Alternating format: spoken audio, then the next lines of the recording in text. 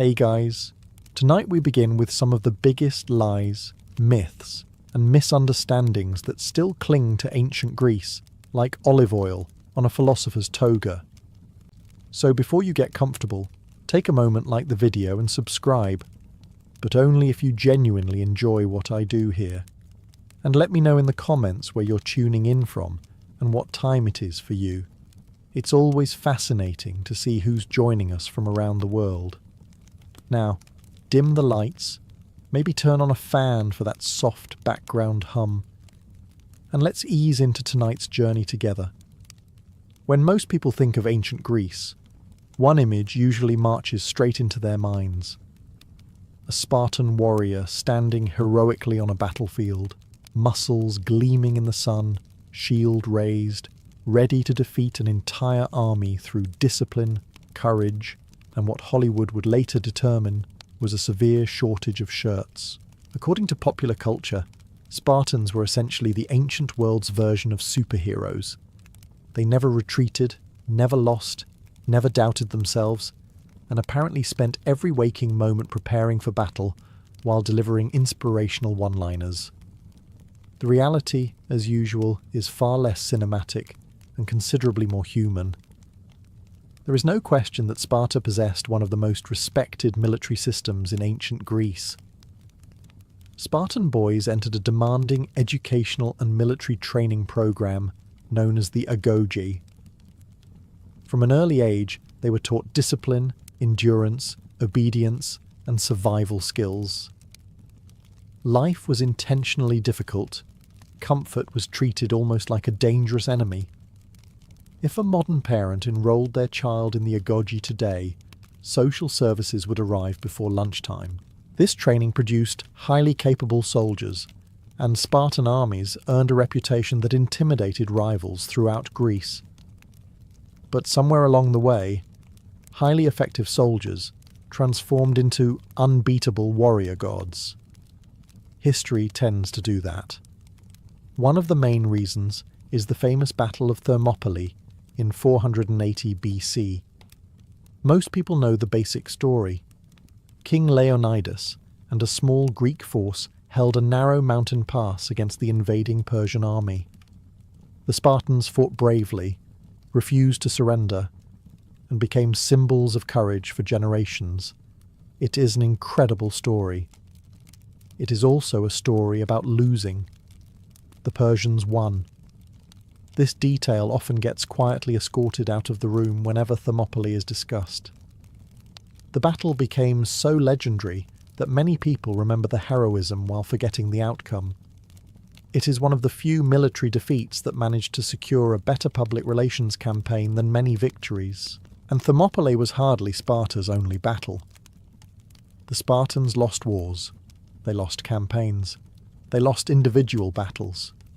Most importantly, they lost their position as Greece's dominant military power. In 371 BC, the city-state of Thebes defeated Sparta at the Battle of Leuctra.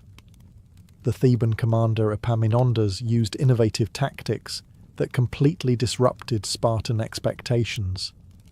This was deeply inconvenient for a society whose entire brand revolved around being unbeatable. The defeat shocked the Greek world. For generations, people had assumed Spartan armies could not be overcome in open battle. Suddenly, they had been overcome quite thoroughly.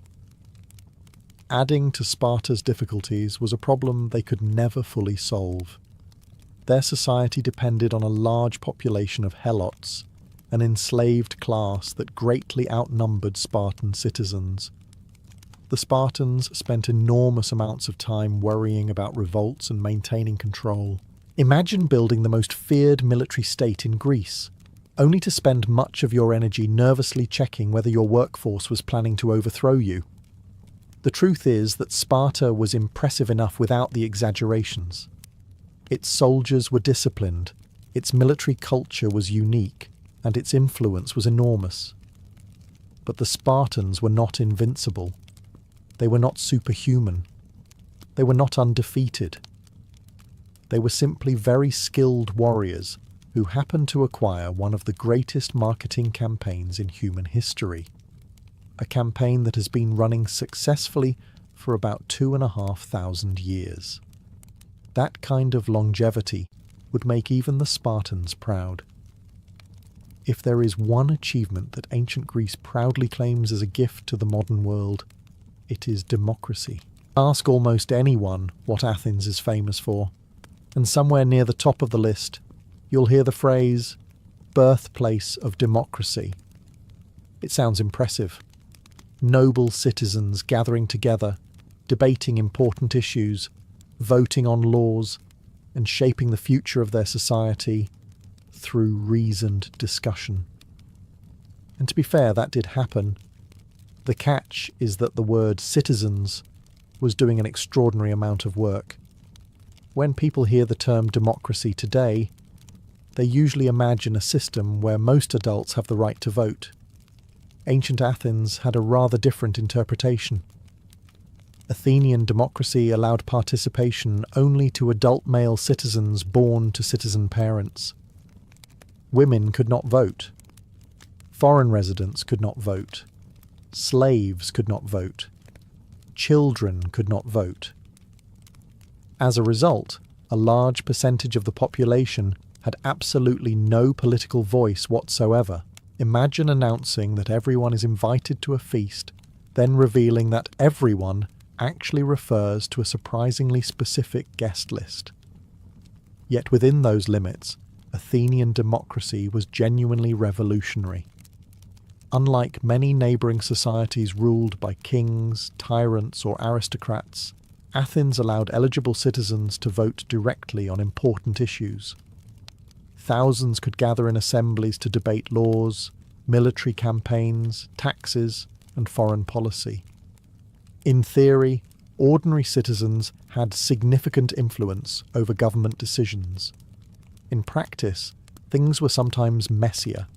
Political debates could become emotional, personal, and chaotic. Popular speakers often swayed crowds with charisma rather than wisdom.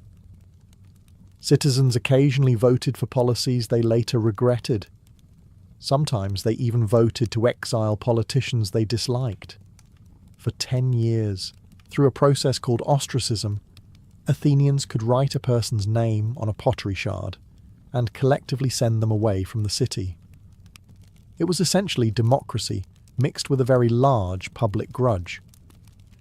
Some historians jokingly describe it as ancient social media, except the consequences were considerably more dramatic. Even famous figures were not immune. Successful generals, influential politicians, and respected leaders could suddenly find themselves on the wrong side of public opinion. Despite its flaws, Athenian democracy was a remarkable experiment. It introduced ideas about citizenship, participation, and political accountability that would influence governments for centuries. But the popular image of a fully inclusive democratic paradise simply isn't accurate.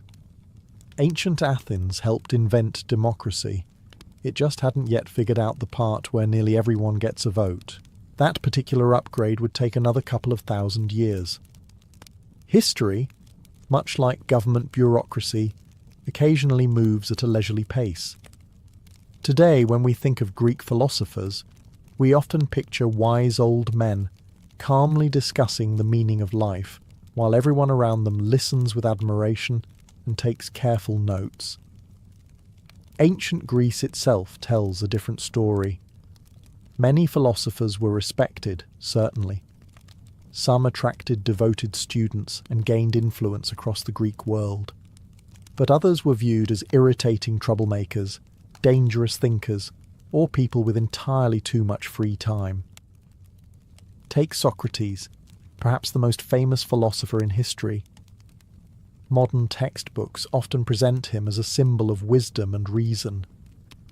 Yet many Athenians found him deeply annoying.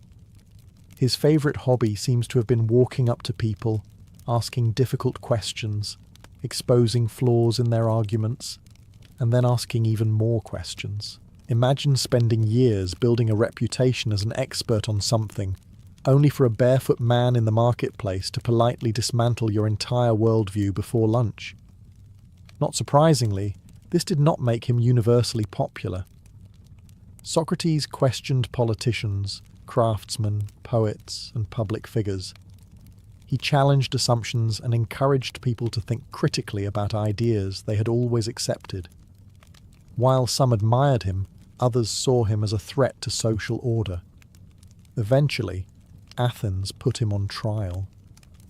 The charges included corrupting the youth and disrespecting traditional religious beliefs. He was found guilty and sentenced to death. The most famous philosopher in Greek history did not receive a Lifetime Achievement Award. He received poison. That alone should tell us that philosophers were not always cherished members of society. Nor was Socrates unique. Many intellectuals found themselves caught in political controversies. The philosopher Anaxagoras was accused of impiety. Protagoras faced hostility for questioning traditional religious ideas. Aristotle himself eventually fled Athens after the death of Alexander the Great. According to tradition, Aristotle explained that he wanted to prevent Athens from sinning twice against philosophy, a reference to the execution of Socrates. In other words, he saw the warning signs and decided that discretion was the better part of staying alive. Even famous philosophers who avoided legal trouble often became targets of jokes. The playwright Aristophanes famously mocked intellectuals in his comedies. Philosophers were portrayed as eccentric, impractical, and disconnected from reality. Some stereotypes have impressive longevity. One philosopher, Diogenes, embraced the criticism so completely that he reportedly lived in a large storage jar, insulted powerful people, and wandered around carrying a lamp in daylight looking for an honest man. To be fair, if you spend your afternoon searching for honesty in politics, people may assume you're conducting philosophy. The truth is that ancient Greece loved ideas, but it did not always love the people presenting them. Philosophers helped shape Western thought, yet many spent their lives arguing, offending, provoking, and occasionally fleeing. In short, they were intellectual celebrities, and like many celebrities, they were often admired right up until the moment they became inconvenient.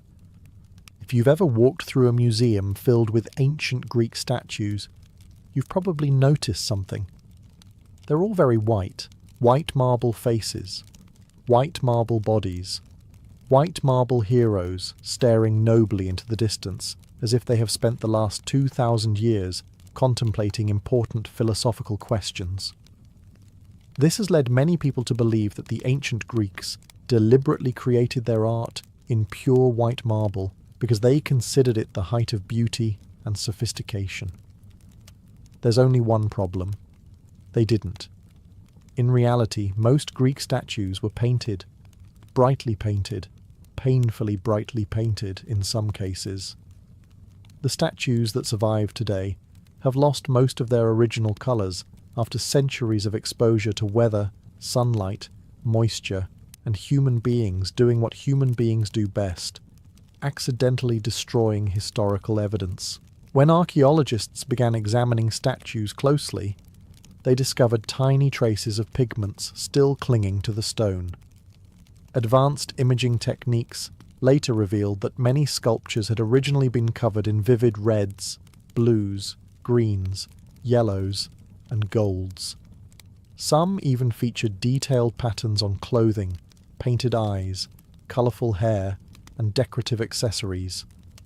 In other words, ancient Greek statues often looked less like elegant museum pieces and more like expensive luxury collectibles. If you could magically transport one into a modern art gallery, many visitors would probably assume it belonged in a toy convention.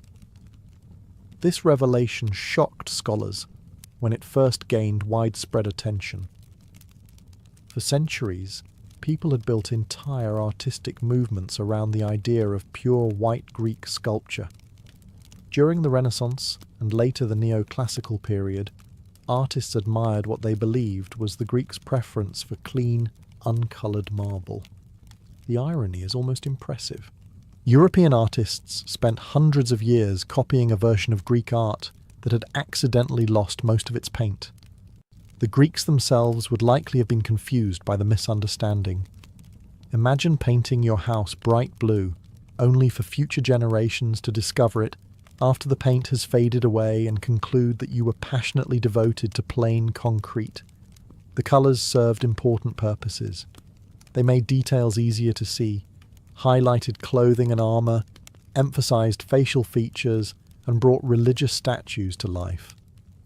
Temples were colourful too, often decorated with painted sculptures and vibrant architectural details.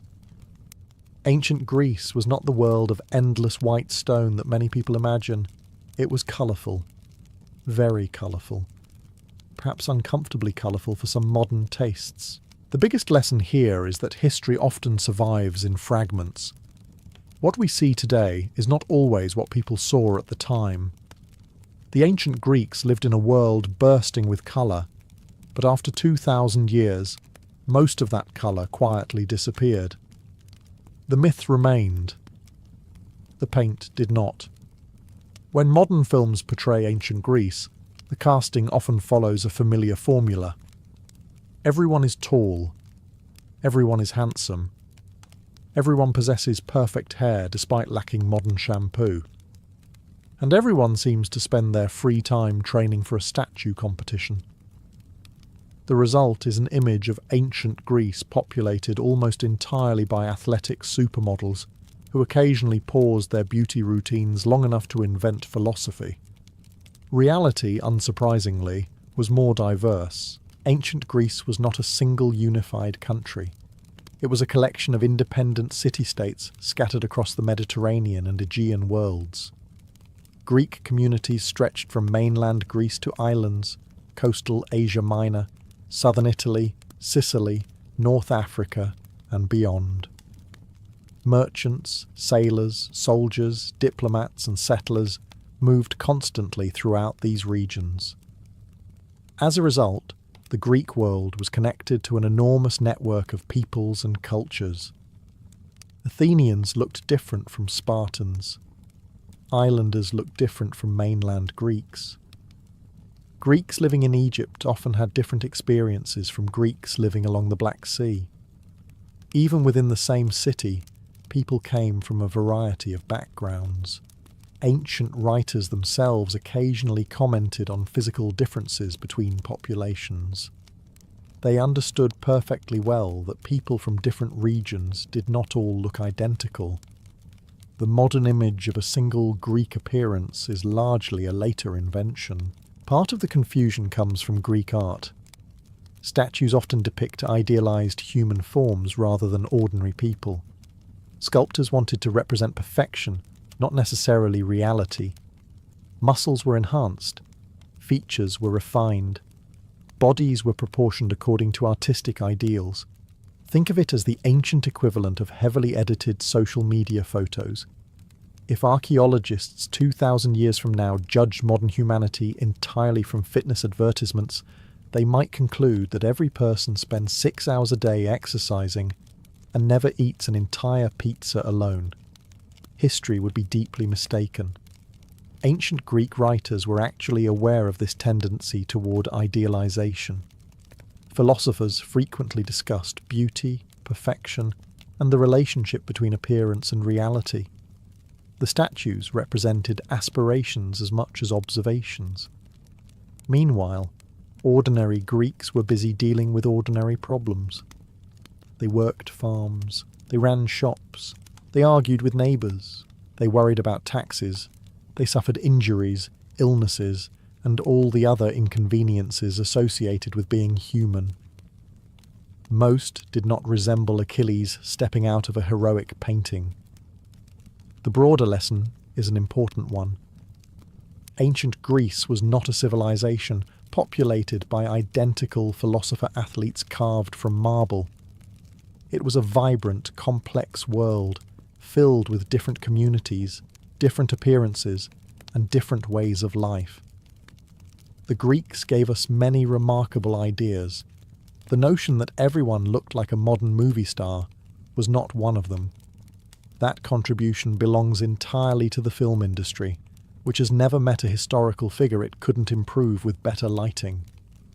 When people think about the Olympic Games today, they often imagine athletes from around the world gathering in the spirit of friendship, unity, and healthy competition. Ancient Greeks would have recognized the competition part. The rest might have puzzled them.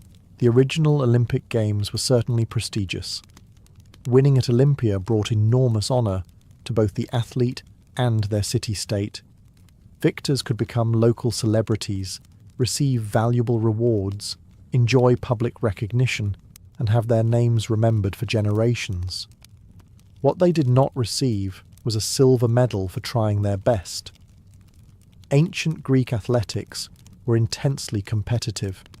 The goal was simple: win, not finish second, not achieve a personal best, not participate for the experience. Win. In fact, only first place truly mattered. There were no gold, silver, and bronze medals. If you came second, history generally responded with a polite shrug and moved on. This created an environment where athletes trained obsessively. Many competitors spent years preparing for a single opportunity at Olympic glory. Training required strict discipline, specialized diets, and relentless practice. Professional coaches existed. Wealthy sponsors supported promising athletes. Entire city-states invested prestige in successful competitors. The pressure was enormous. Imagine spending 4 years preparing for an event where the difference between first place and second place was the difference between becoming a legend and becoming a footnote. Naturally, some people looked for shortcuts. Cheating was a recurring problem. Athletes were caught bribing opponents, bribing officials, and violating competition rules. The Greeks were passionate about fair competition, but they were also human, which unfortunately has always complicated matters. When athletes were caught cheating, they could receive heavy fines. Some of that money was used to build bronze statues that publicly shamed the offenders. Imagine getting caught breaking the rules and having the punishment include funding your own permanent embarrassment. It was surprisingly efficient. The events themselves could be brutal. Boxing had no weight classes. The pancration, a popular combat sport, combined wrestling and boxing into something that looked alarmingly close to organized chaos. Almost anything was permitted except biting and eye gouging. Apparently, the Greeks believed there had to be standards somewhere. Serious injuries were common. Broken bones happened. Knockouts happened. Occasionally, athletes died during competition. This was not exactly a family fun run. Even spectators could become involved in disputes. Rivalries between city-states were intense, and emotions sometimes boiled over into arguments, accusations, and conflicts. The Olympic Games were magnificent events that united the Greek world through shared traditions, but they were not peaceful festivals filled with gentle sportsmanship and mutual encouragement. They were high-stakes competitions where fame, honour, and civic pride were on the line. The athletes came to Olympia seeking glory. The friendship part was mostly a bonus, if it happened at all. If modern popular culture were our only source of information, we might conclude that ancient Greece consisted of exactly 2 places: Athens and Sparta. Everyone else apparently spent centuries standing quietly off camera, waiting for the famous cities to finish making history. The reality was considerably more crowded. Ancient Greece was made up of hundreds of city-states, known as polis. Each had its own government, traditions, ambitions, and rivalries. Some were powerful naval centres. Others dominated trade routes. Some became military powers. Others grew wealthy through commerce and industry. Many played major roles in shaping Greek history, yet most receive little attention today. Take Corinth, for example. Located on a narrow strip of land connecting mainland Greece to the Peloponnese, Corinth occupied one of the most strategically valuable positions in the Greek world. Merchants travelling by land or sea often passed through the city, bringing wealth from across the Mediterranean. Corinth became one of the richest cities in Greece. Its influence stretched far beyond its borders.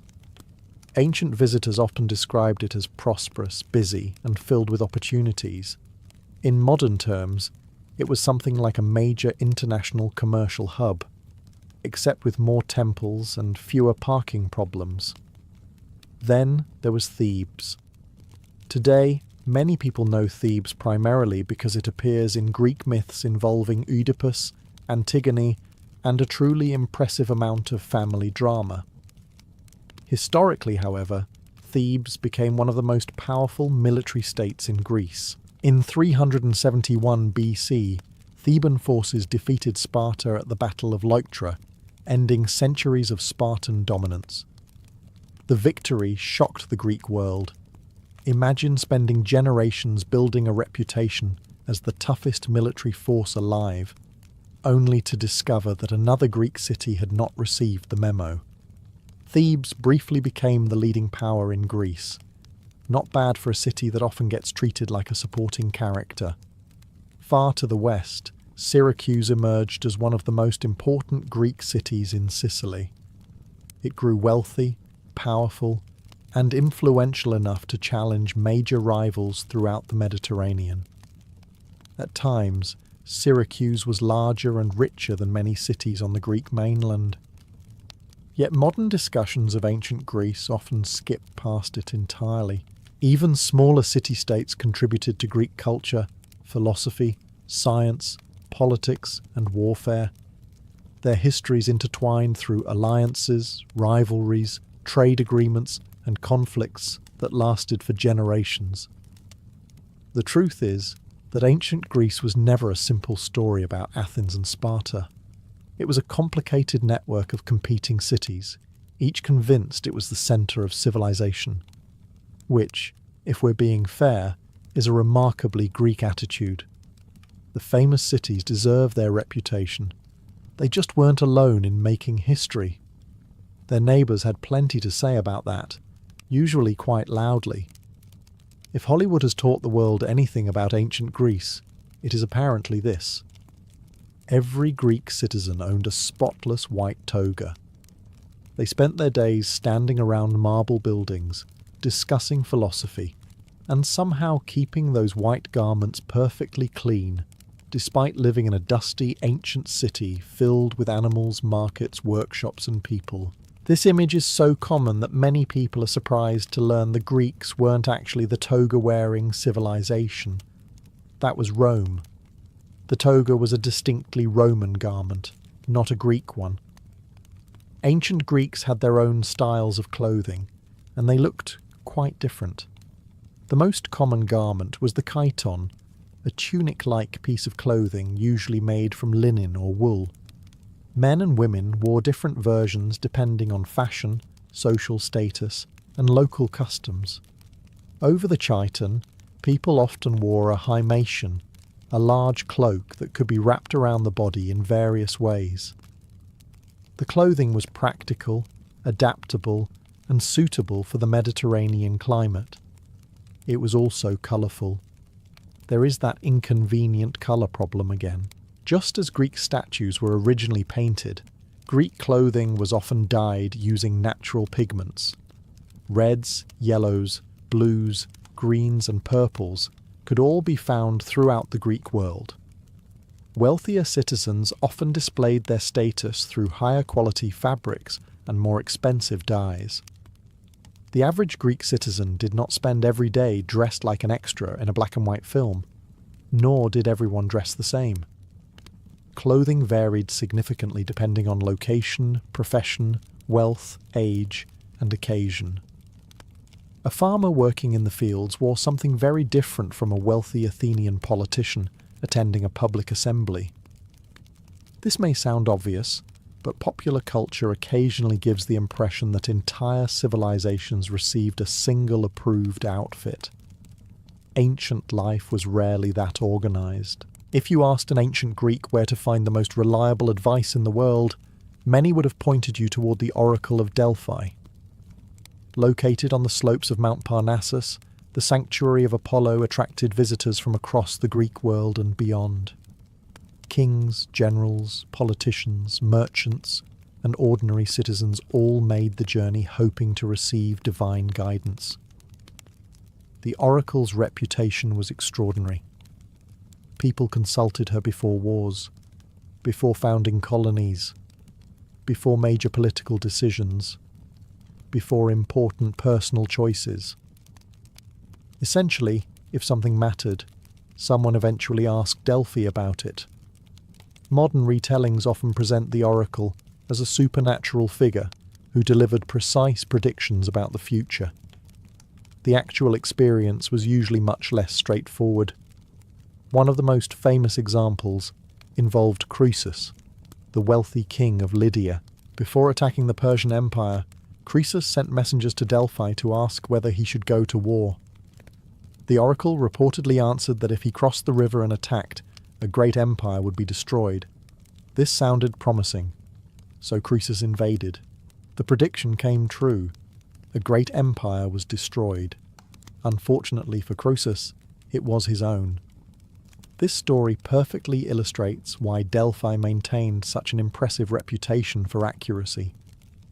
Many prophecies were vague enough to accommodate multiple outcomes. If events unfolded one way, the prophecy seemed correct. If events unfolded another way, the prophecy still seemed correct. It was a remarkably durable business model. Modern politicians occasionally look at this strategy with admiration. The oracle herself, known as the Pythia, served as Apollo's priestess. During ceremonies, she delivered responses that priests then interpreted and communicated to visitors. Exactly how the process worked remains debated by historians. Ancient accounts describe mysterious rituals, sacred ceremonies, and altered states of consciousness. Some scholars have even suggested that natural gases rising from geological faults may have played a role in the oracle's experiences. Others remain skeptical.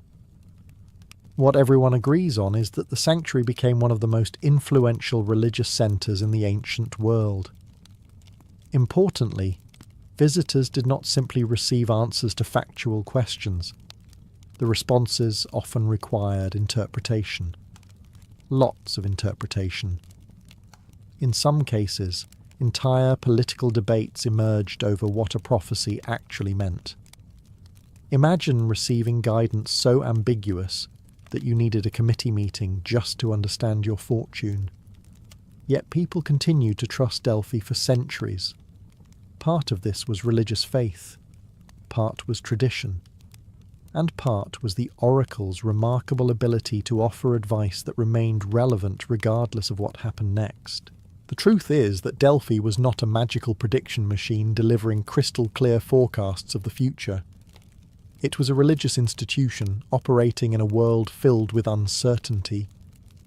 And perhaps that explains its success. After all, humans have never stopped searching for answers. We've merely upgraded from mountain sanctuaries to internet comment sections, with results that are not necessarily more reliable. Ancient Greece gave the world some genuinely important medical advances. Greek physicians observed symptoms, recorded cases, studied the human body, and searched for natural explanations for disease rather than automatically blaming angry gods or evil spirits. Compared to many earlier approaches, this was a remarkable step forward. But before we start imagining modern hospitals filled with stethoscopes and medical degrees, we should remember one important fact. They were still guessing. A lot. The most famous Greek physician was Hippocrates, whose name survives today in the Hippocratic Oath taken by many doctors. He encouraged careful observation and professional standards, helping medicine become a more systematic field. This was excellent. The problem was that ancient doctors lacked a detailed understanding of anatomy, bacteria, viruses, genetics, or virtually anything that modern medicine relies upon. As a result, they often built impressive theories upon foundations that were completely wrong. One of the most influential ideas was the theory of the four humours. According to this belief, the human body contained four essential fluids: blood, phlegm, yellow bile, and black bile. Health depended on maintaining the proper balance between them. If you became sick, doctors assumed one or more humours had fallen out of balance. This sounds reasonable until you realise nobody actually knew what black bile was. Even ancient writers struggled to explain it clearly, yet for centuries, physicians treated countless patients based on this theory. The prescribed treatments could be unusual. If doctors believed you had too much blood, they might recommend bloodletting. If they suspected an imbalance in another humour, they could prescribe special diets, purges, vomiting, fasting, or various herbal remedies. Some treatments probably helped, others almost certainly did not, and a few likely made patients wonder whether the disease had been the safer option. Greek doctors also paid close attention to lifestyle. They believed exercise, diet, sleep, climate, and daily habits affected health. In this regard, they were often surprisingly insightful. Many recommendations involving moderation and physical activity still sound sensible today. Then again, some medical advice was less timeless. Ancient physicians frequently disagreed with one another, proposed competing theories, and argued over treatments. In fairness, modern doctors also disagree sometimes. The difference is that modern debates generally involve laboratories, rather than discussions about excess phlegm. Despite their mistakes, Greek physicians deserve considerable credit. They helped move medicine away from pure superstition and toward observation and reasoning. That was a major achievement. The truth is that ancient medicine occupied an uncomfortable middle ground between science and speculation. The Greeks were asking many of the right questions, but they lacked the tools needed to find the right answers. Progress had begun. It just had a very long journey ahead. And unfortunately for many patients, that journey occasionally involved being bled, purged, and handed a questionable herbal drink before being sent home. Ask someone to name a famous figure from ancient Greece, and there is a very good chance the answer will be Alexander the Great. It's not difficult to understand why. By the age of 30, Alexander had conquered one of the largest empires the ancient world had ever seen. His armies marched from Greece to Egypt, through Persia, and all the way to the edges of India. His achievements were so extraordinary that even his enemies often admired him. Few historical figures have earned the title the Great quite so convincingly. But there is a downside to Alexander's enormous reputation. He tends to overshadow nearly everyone else. Modern discussions of ancient Greece sometimes create the impression that thousands of years of Greek history were simply leading up to Alexander's arrival, after which everyone collectively agreed that history had reached its peak. The actual Greeks might have objected to this interpretation. After all, Greek civilization had already been producing remarkable individuals for centuries before Alexander was even born. Consider Solon, the Athenian lawmaker whose reforms helped lay the foundations for democracy, or Pericles, whose leadership guided Athens during much of its golden age. Without Pericles, many of the achievements we associate with classical Athens might never have happened. Then there was Socrates, whose questions transformed philosophy. His student Plato established one of history's most influential schools of thought. Plato's student Aristotle went on to study subjects ranging from biology to politics to ethics. At this point, ancient Greek education starts to resemble a remarkably successful referral program. Beyond philosophy, there were scientists and inventors, Archimedes developed mathematical principles that still astonish people today. Hipparchus made groundbreaking contributions to astronomy. Eratosthenes calculated the circumference of the Earth with surprising accuracy, using little more than observation, geometry, and an impressive amount of confidence. Meanwhile, playwrights like Sophocles and Euripides created works that are still performed more than 2,000 years later. Most writers would be pleased if people remembered their work for 2 years. These men achieved 2 millennia. Even in warfare, Alexander was not alone. Themistocles played a crucial role in defeating the Persian invasion. Leonidas became a symbol of resistance. Epaminondas revolutionized military tactics and defeated Sparta at its peak. The truth is that ancient Greece was filled with extraordinary individuals long before Alexander arrived and long after he died. Alexander deserves his fame. But Greek history is not a one-man show. It is a vast collection of thinkers, leaders, artists, scientists, generals, and innovators whose achievements shaped the world in countless ways. Alexander may be the brightest star in the constellation. He's just not the only one shining there. When people talk about the achievements of ancient Greece, they usually focus on the philosophers, the poets, the scientists, and the politicians. And those achievements were remarkable. But there is an uncomfortable truth hiding behind many of them. Ancient Greek civilization relied heavily on slavery. In fact, slavery was so common that most Greeks barely questioned its existence. This can be difficult for modern audiences to understand, because we tend to associate slavery with specific periods of history.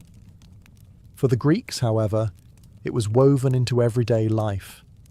Slaves worked in homes, workshops, farms, mines, construction projects, and businesses throughout the Greek world. Many wealthy households owned slaves. Some middle-class households owned slaves. Even people who were not particularly wealthy sometimes hoped to own slaves if they could afford them.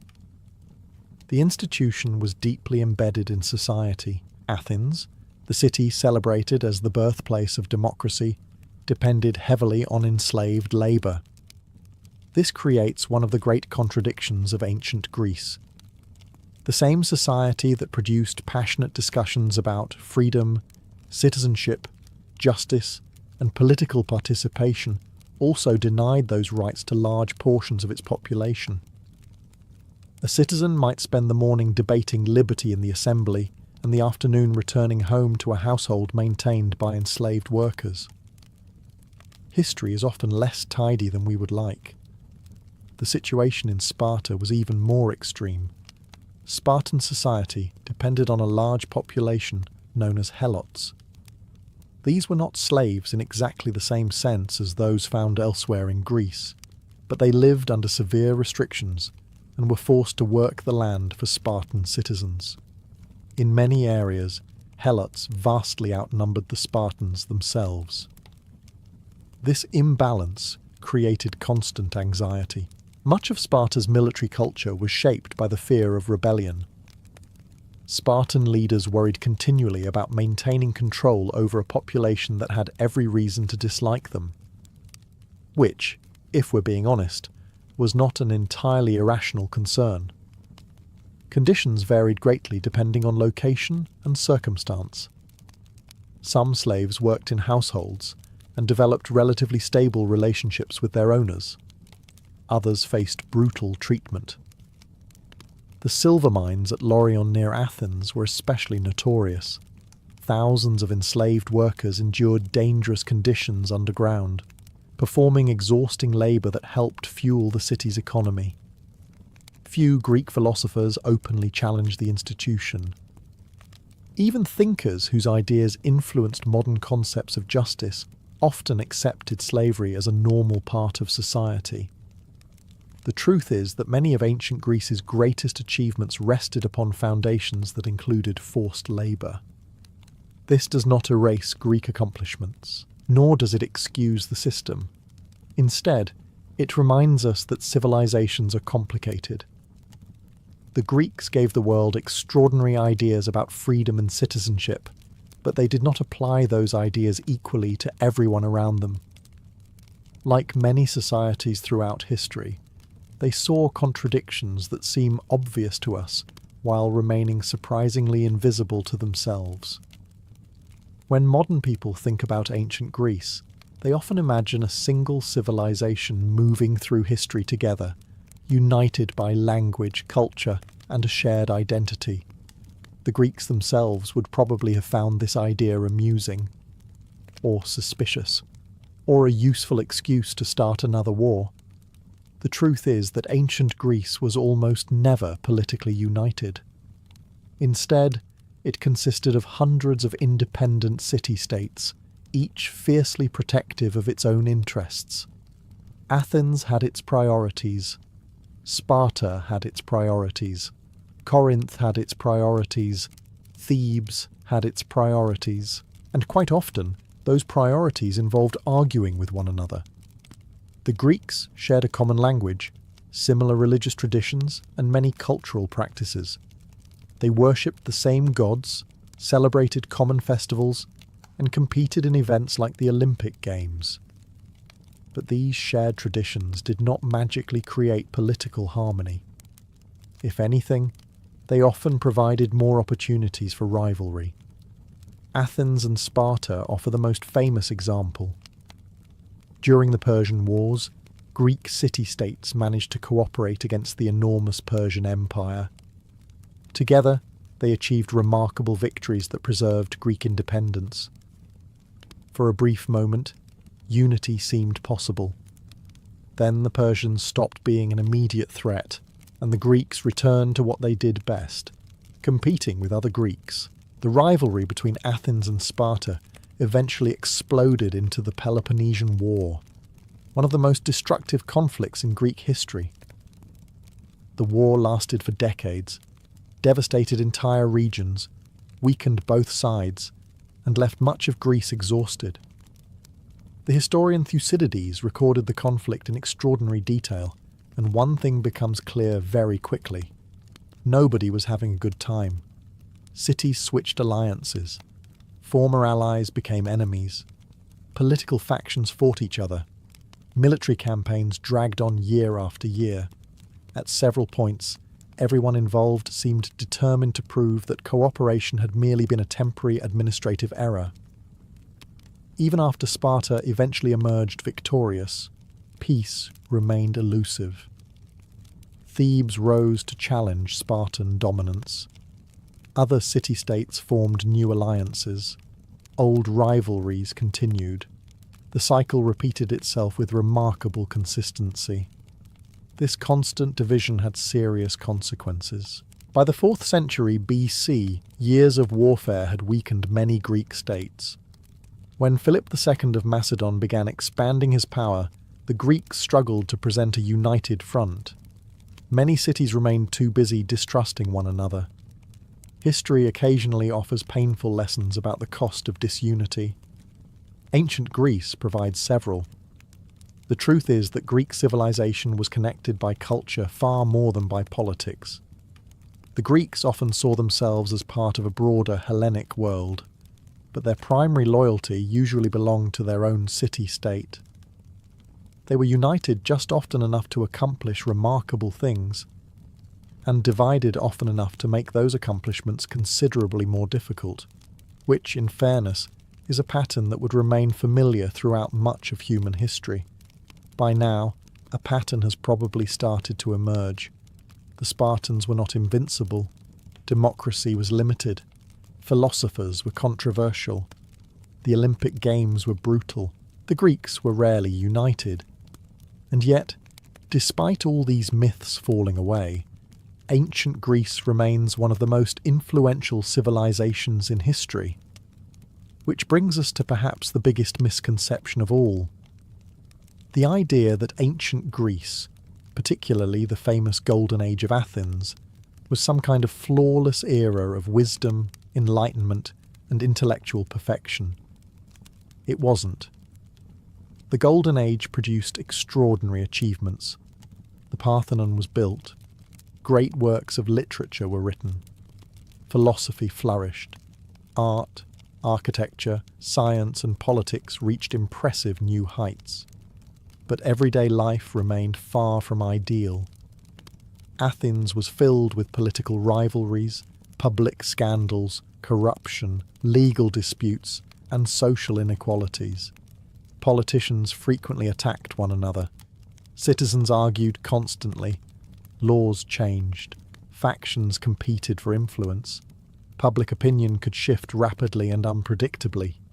In other words, it was populated by human beings.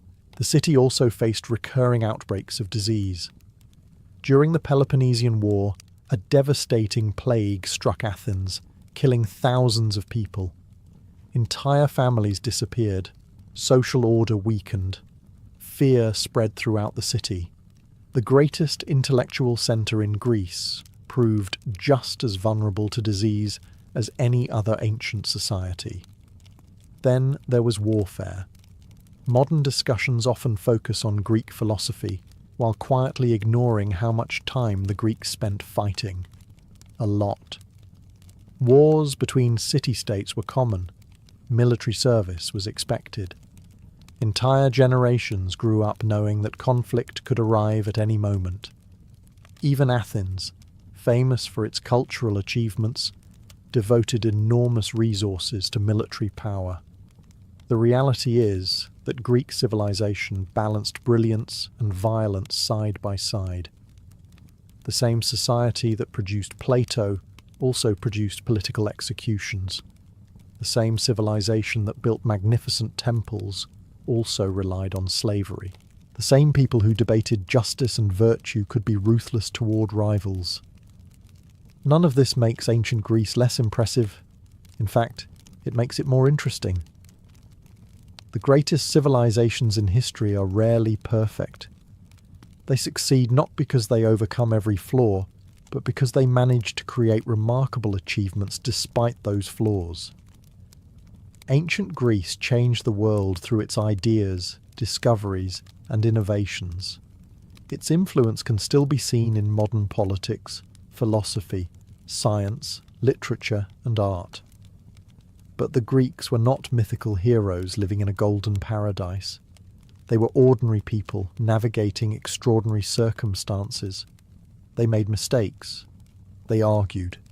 They failed. They succeeded. And perhaps that's the real lesson hidden beneath all the myths. Ancient Greece was not remarkable because it was perfect. It was remarkable because it was human. And 2,500 years later, we're still talking about it, which is probably more impressive than being undefeated at Thermopylae ever was. When people imagined Constantinople, they pictured sunlight shining from golden church domes, busy harbours packed with ships from 3 continents, and enormous walls guarding the richest city in Europe. Travellers wrote about magnificent palaces, crowded markets, and ceremonies so extravagant they could make neighbouring kings question their career choices. What few people realised was that beneath this glorious city existed another Constantinople, a hidden Constantinople, a dark labyrinth of cisterns, tunnels, chambers, passageways, forgotten foundations, and mysterious spaces buried beneath centuries of construction. While merchants haggled above ground and emperors ruled from marble halls, an entirely different world remained concealed below their feet. The underground story of Constantinople began with a simple problem: water. The city occupied a strategic peninsula, protected by the sea on 3 sides. This made it difficult to conquer, but it also created a challenge. A population that sometimes approached 500,000 people required an enormous and reliable water supply. Public baths, fountains, monasteries, workshops, and imperial palaces consumed staggering quantities every day. The solution was one of the greatest engineering projects of the ancient world. Roman and Byzantine engineers built aqueducts that carried water across valleys and hills from distant sources. The most famous of these systems stretched for hundreds of kilometres through Thrace before reaching the capital. Yet bringing water to Constantinople was only part of the challenge. The city also needed places to store it, so the Byzantines began digging. They excavated vast underground reservoirs known as cisterns. Some were modest structures hidden beneath churches or homes. Others were enormous underground lakes supported by forests of stone columns. Hundreds of cisterns eventually spread beneath the city. Many citizens walked over them every day without giving them a second thought. Under a baker's shop might be a forgotten reservoir. Beneath a nobleman's residence could lie an ancient chamber built centuries earlier by an emperor whose name most people had already forgotten. As generations passed, the underground city continued to grow. New buildings rose on top of old ones. Churches replaced temples. Palaces replaced earlier palaces. Streets shifted. Entire neighbourhoods were rebuilt. Each transformation left traces below ground, creating layers upon layers of hidden history. Over time, many of these spaces disappeared from memory. Maps were lost. Entrances were sealed. Earthquakes damaged passages. Some chambers flooded. Others simply faded from public knowledge. By the Middle Ages, even many residents of Constantinople no longer knew what existed beneath them. The city had developed a second life underground, a silent world of darkness and echoes waiting to be rediscovered centuries later, and this was only the beginning of the mystery. Among all the underground wonders hidden beneath Constantinople, none captured the imagination quite like the massive cistern known today as the Basilica Cistern. To modern visitors, it feels less like a reservoir and more like the ruins of a forgotten underground kingdom. Imagine descending a staircase beneath a crowded city street. The noise of merchants, carts, and conversations slowly fades behind you. The air becomes cooler. The light grows dim. Then suddenly, a vast chamber opens before your eyes. Rows upon rows of towering columns disappear into the darkness. Reflections shimmer across still water. Shadows dance across ancient stone. Every footstep echoes through the enormous space. For a moment, it is easy to forget that this place was built for something as practical as storing water. The cistern was constructed during the reign of Emperor Justinian in the 6th century. This was the same ambitious ruler responsible for rebuilding much of Constantinople after devastating riots nearly destroyed the city. Justinian had grand plans, and apparently one of them was ensuring that nobody in the capital would become thirsty during a siege. The scale was astonishing. The reservoir measured roughly the length of several football fields and could store tens of thousands of cubic meters of water. Hundreds of marble columns supported its roof, creating what looked like an endless stone forest underground. But the columns themselves raised questions. Many had clearly not been carved specifically for the cistern. Byzantine builders frequently reused materials from older Roman structures. Temples, public buildings, and monuments that had fallen into ruin were dismantled and their components transported elsewhere. As a result, the columns inside the cistern often differ from one another. Some have elegant Corinthian capitals. Others display different artistic styles. It is as though dozens of ancient buildings were quietly gathered together underground and given a second life. Then there were the famous Medusa heads. Deep within the cistern, two enormous carved stone heads serve as column bases. One lies on its side, the other rests upside down. Nobody knows exactly why. Perhaps the builders simply used whatever stones were available. Perhaps it was a symbolic way of stripping old pagan images of their power. Or perhaps some exhausted engineer simply looked at a giant Medusa head and thought, That will do. That. Historians continue to debate the answer.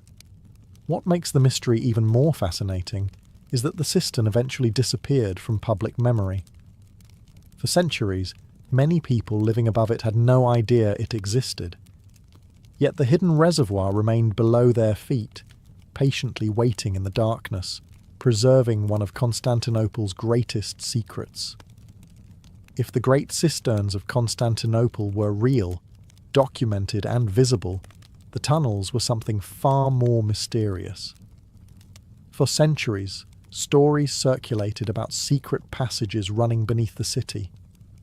According to rumours, some connected imperial palaces to churches. Others supposedly linked monasteries, military installations, and hidden escape routes stretching for miles underground. The problem for historians is that Constantinople produced almost as many underground legends as underground structures. Separating fact from fiction can feel like searching for a single coin in the grand bazaar while blindfolded, yet some of the stories refuse to disappear. The emperors of Byzantium certainly had good reasons to build secret routes. Constantinople was a city filled with political intrigue. Assassinations, coups, palace conspiracies and civil wars appeared with surprising regularity. A ruler might attend a grand ceremony in the morning and discover by afternoon that 3 generals, 2 cousins, and half the Senate suddenly preferred someone else on the throne. In such an environment, escape routes were not luxuries. They were career investments. Several historical sources mention hidden passages associated with the Great Palace, the enormous imperial complex overlooking the Sea of Marmara. The palace itself was so vast that it resembled a small city. Within its walls stood halls, courtyards, chapels, gardens, libraries, barracks, and residences. It would hardly be surprising if secret corridors existed somewhere within this maze. Archaeologists have indeed uncovered underground passageways connected to parts of the palace complex. Some likely served practical purposes, allowing servants, guards, and officials to move unseen between important locations.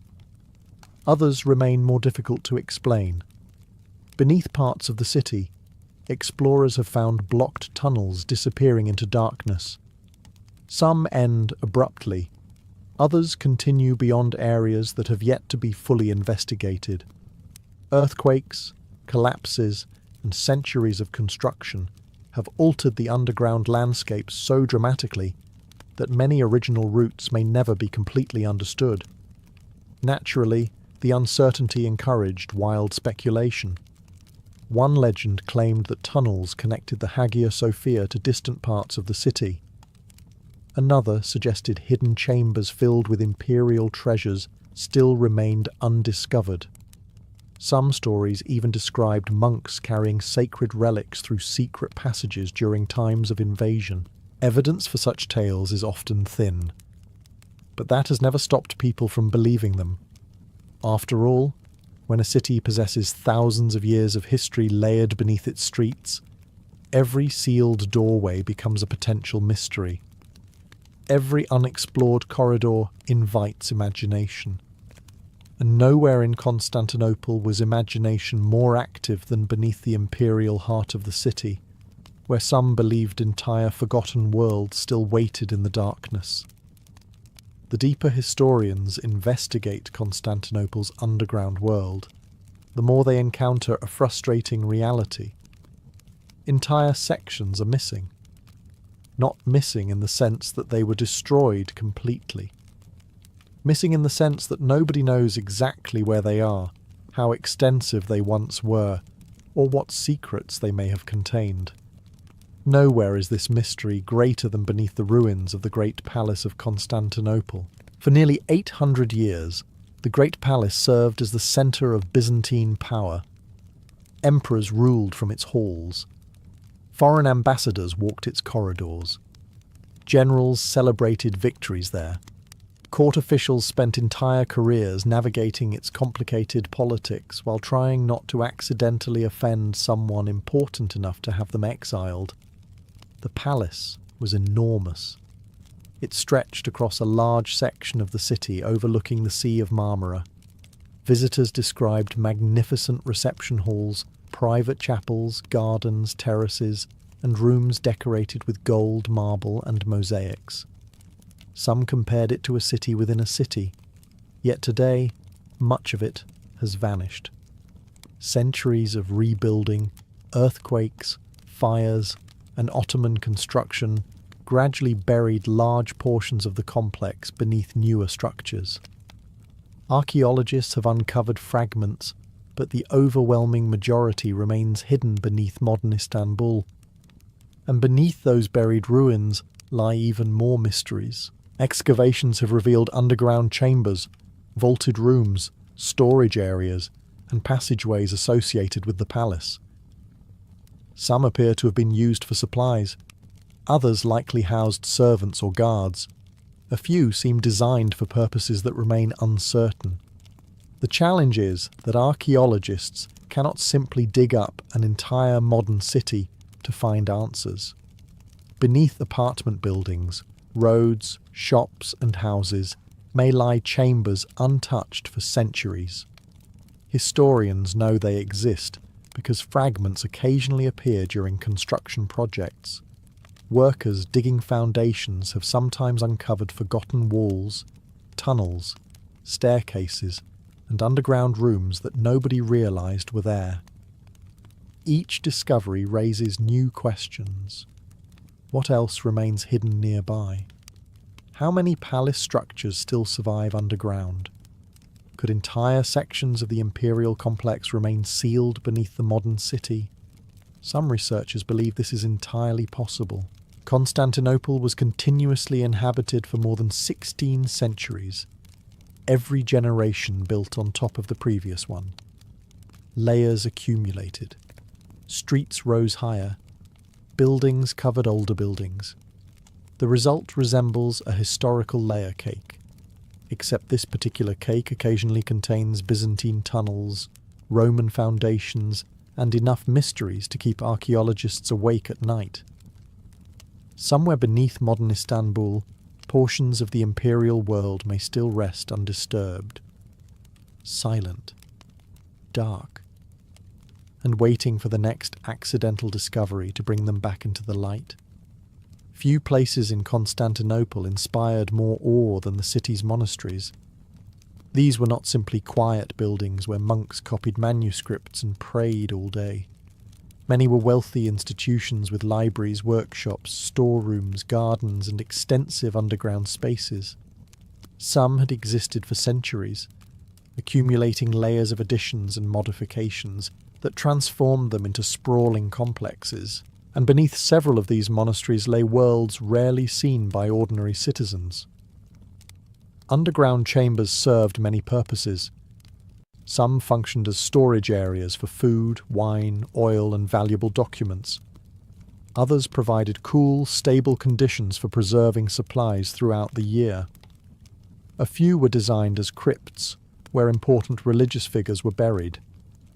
Yet over time, these underground spaces became the source of countless stories. One reason was simple. Monks often went where ordinary people did not. A citizen might visit a monastery chapel, donate a few coins, light a candle, and leave. He would never see the staircases descending beneath the building. He would never enter the vaults or hidden chambers where monks stored relics and manuscripts. The unseen naturally encouraged speculation. Rumours spread that certain monasteries possessed secret passageways. Some claimed underground routes connected distant religious sites across the city. Others insisted that sacred treasures were hidden below ground, protected from thieves and invaders.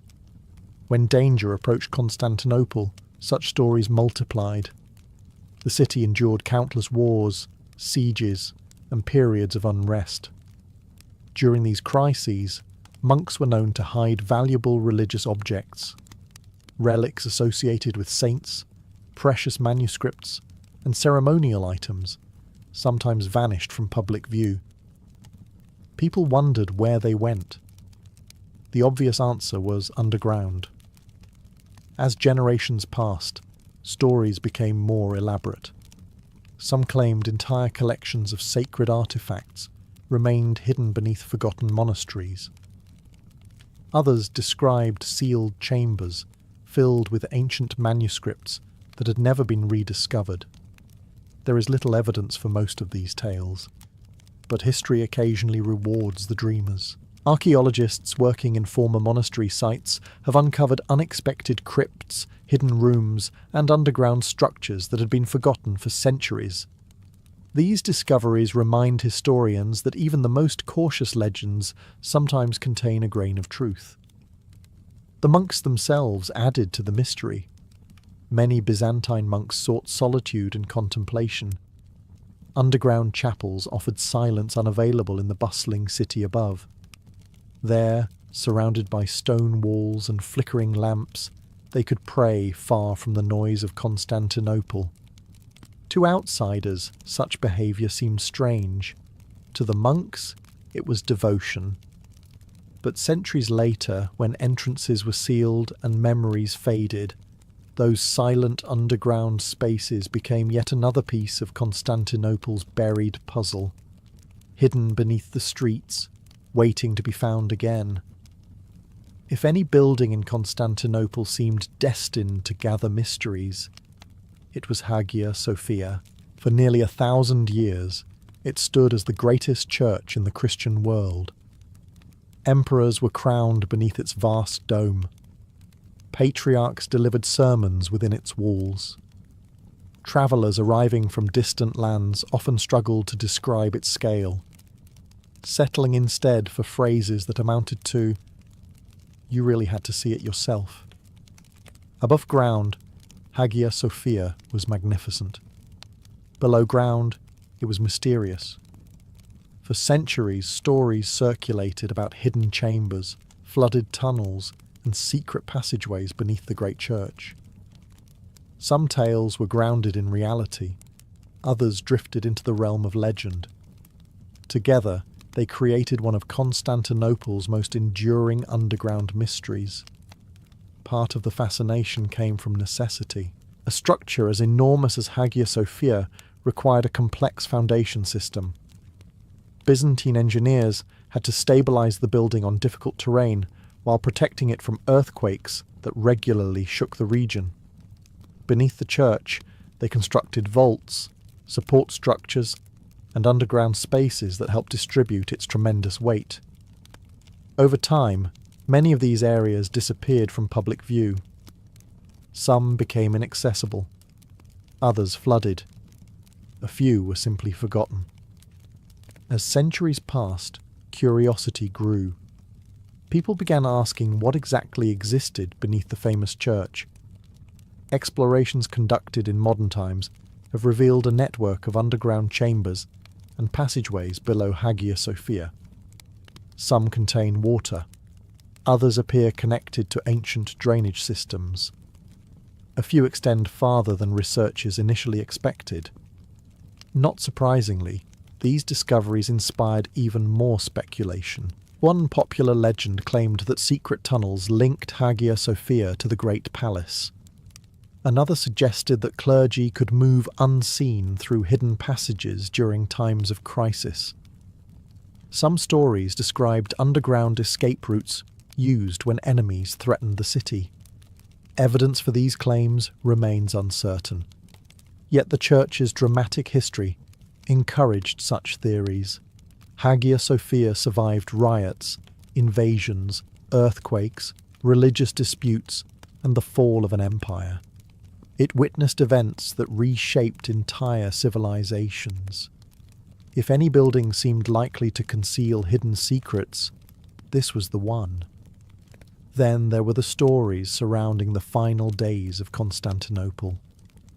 According to later legends, priests conducting services inside Hagia Sophia disappeared into hidden passages as Ottoman forces entered the city in 1453.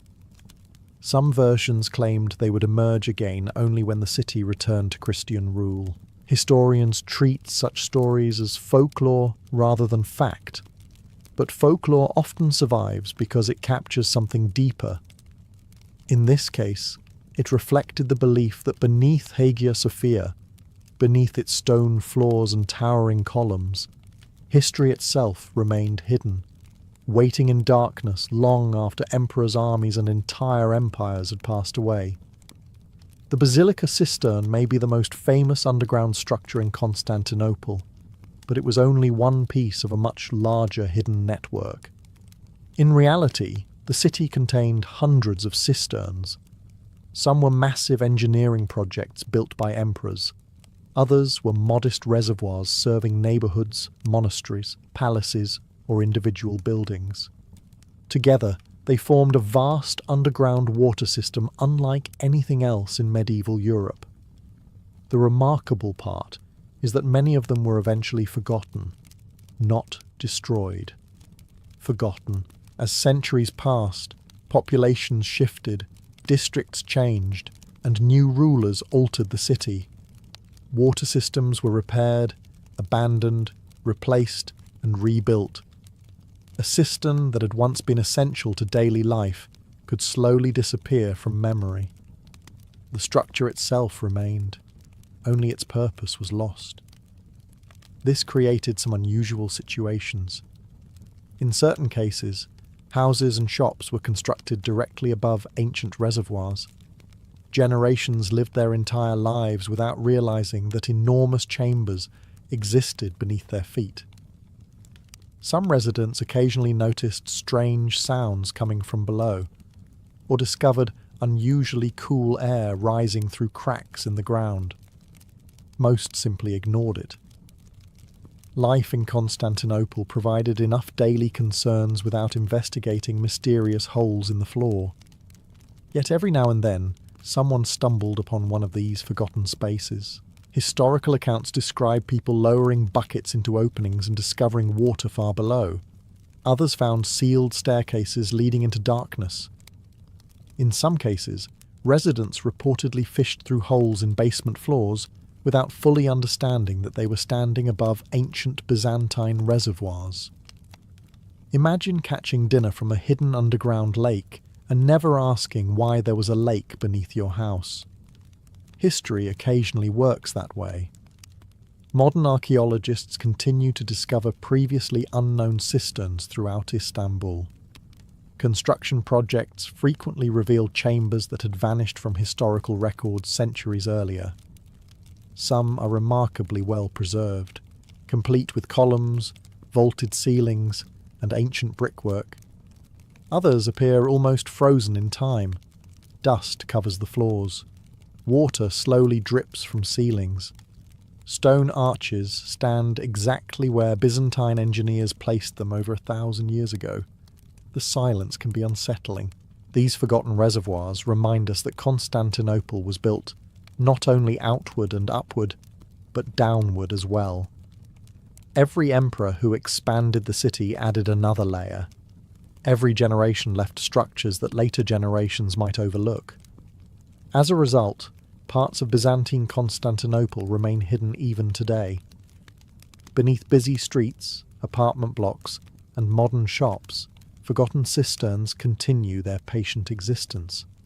Dark, silent, and still holding secrets from an empire that vanished centuries ago.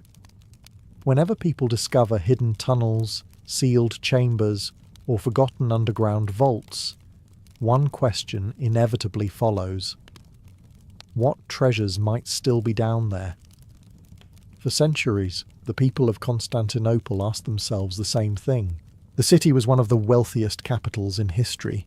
Emperors accumulated vast fortunes. Churches possessed gold, silver, jewels, and priceless religious artifacts. Noble families stored wealth that could rival the treasuries of smaller kingdoms.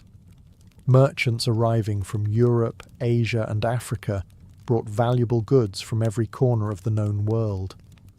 When so much wealth exists in one place for more than 1,000 years, stories of hidden treasure become almost unavoidable. And Constantinople had plenty of stories. Some legends claim that Byzantine emperors concealed emergency reserves of gold beneath their palaces. Others spoke of sealed chambers filled with crowns, ceremonial armour, and imperial regalia hidden during times of political chaos. There were good reasons why such rumours persisted. The Byzantine Empire endured countless crises. Civil wars erupted. Rival claimants fought for the throne. Foreign armies threatened the city.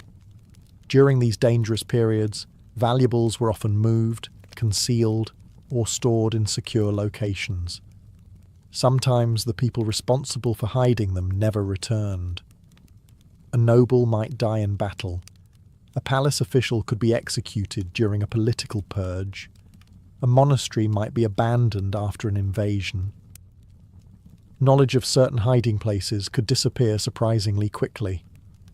Then came the greatest upheaval of all. In 1453, Ottoman forces captured Constantinople after a long siege. The fall of the city marked the end of the Byzantine Empire. Buildings changed hands. Records vanished. Entire districts were transformed. In the confusion, countless stories emerged about treasures hidden before the final assault. According to some legends, priests concealed sacred relics beneath churches. Others claimed wealthy families buried valuables in underground chambers before fleeing. A few tales described entire caches of imperial treasure still waiting to be discovered. Most historians remained skeptical. After all, treasure legends tend to multiply faster than actual treasure. Yet archaeology occasionally produces surprises. Excavations throughout modern Istanbul have uncovered forgotten vaults, sealed rooms, buried artifacts, and unexpected collections of historical objects. While none have revealed the legendary imperial hoards imagined by storytellers, they demonstrate an important fact. The underground city still contains discoveries. Every construction project has the potential to reveal something unseen for centuries. Every newly opened chamber raises fresh questions. And somewhere beneath the streets of modern Istanbul, hidden behind walls of stone and layers of history, there may still be secrets waiting for the fortunate, or stubborn, individual who finally uncovers them. After centuries of excavations, discoveries, and exploration, historians have reached a surprising conclusion about Constantinople's underground world. They still do not know all of it. In fact, they may know only a fraction. Vlad Dracula, better known to history as Vlad the Impaler, entered a world where survival was never guaranteed. He was born around 1431 in the Transylvanian town of Sighișoara, a fortified settlement perched among the rolling hills of what is now Romania. At the time, nobody could have guessed that this dark-haired noble child would one day inspire legends, terrify armies, and become one of the most infamous rulers in European history.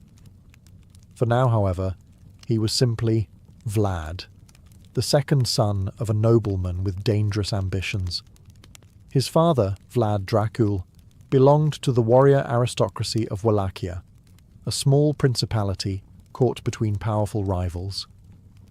To the north stood the Kingdom of Hungary. To the south stretched the expanding Ottoman Empire. Both powers wanted influence over Wallachia. Both expected loyalty. Both had armies large enough to make disagreement a very unhealthy hobby. Young Vlad grew up in the shadow of this reality. Wallachia occupied one of the most contested frontiers in Europe. Every ruler faced impossible choices: support Hungary and risk Ottoman invasion, support the Ottomans and risk Hungarian retaliation, try pleasing both sides and discover that neither appreciated the effort. Politics in the region resembled a game of chess played by people who occasionally flipped the board and stabbed each other. While Vlad spent his earliest years in Sighișoara, his father worked tirelessly to strengthen the family's position. He travelled between courts, negotiated alliances, and sought powerful friends.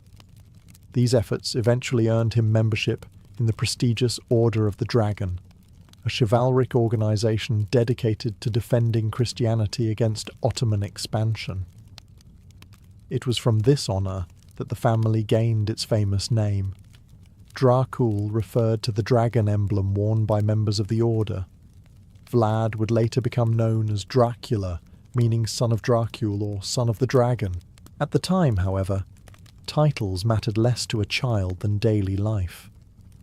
Vlad likely spent his early years learning the skills expected of a young noble.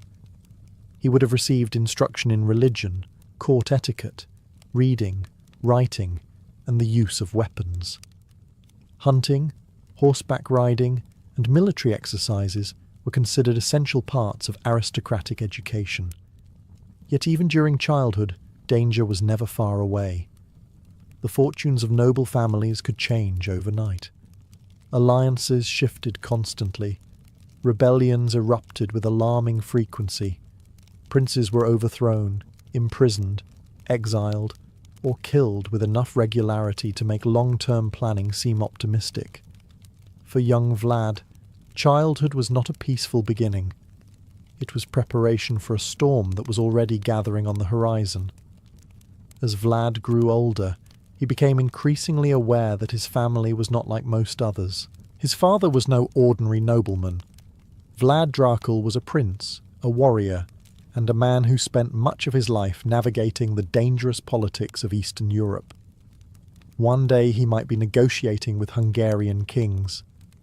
The next, he could be exchanging messages with Ottoman officials. In Wallachia, flexibility was often the difference between ruling and becoming a cautionary tale. Around the time Vlad was born, his father received one of the highest honours available to a Christian noble. He was inducted into the Order of the Dragon. Founded by the Holy Roman Emperor Sigismund, the Order was an elite brotherhood dedicated to defending Christianity and resisting Ottoman expansion. Its members wore a distinctive dragon emblem, a symbol that quickly became associated with Vlad's father. The title Dracul emerged from this connection. Today, people often associate the word with devils and vampires, but in Vlad's time it was closely linked to the dragon symbol of the Order. For the family, it represented prestige, military duty, and political importance.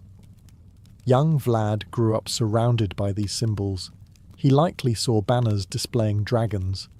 He heard stories about battles against the Ottomans. He watched armed retainers come and go from his father's court. Discussions of war, diplomacy, and survival were probably as common as conversations about weather. This was not the sort of childhood where adults carefully shielded children from harsh realities. The frontier world of Wallachia offered no such luxury. From an early age, Vlad would have understood that rulers survived through strength. Weakness invited challenges. Hesitation encouraged rivals. Mercy was admired in theory, but often dangerous in practice. His education reflected these realities. Alongside religious instruction and literacy, noble boys learned horsemanship, hunting, swordsmanship, and military discipline. Hunting expeditions served as training grounds for future warriors.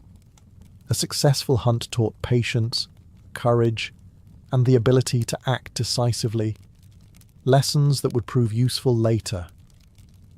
Meanwhile, the political situation around Wallachia grew increasingly unstable. The Ottoman Empire continued expanding into the Balkans. Hungarian leaders searched for ways to contain the threat. Local nobles shifted loyalties whenever it suited their interests. Caught between these competing forces, Vlad's father constantly faced difficult decisions. Every alliance created enemies, every compromise carried risks, and every year the pressure increased. For young Vlad, these tensions formed the backdrop of daily life. He was growing up in a household that sat at the centre of a geopolitical struggle.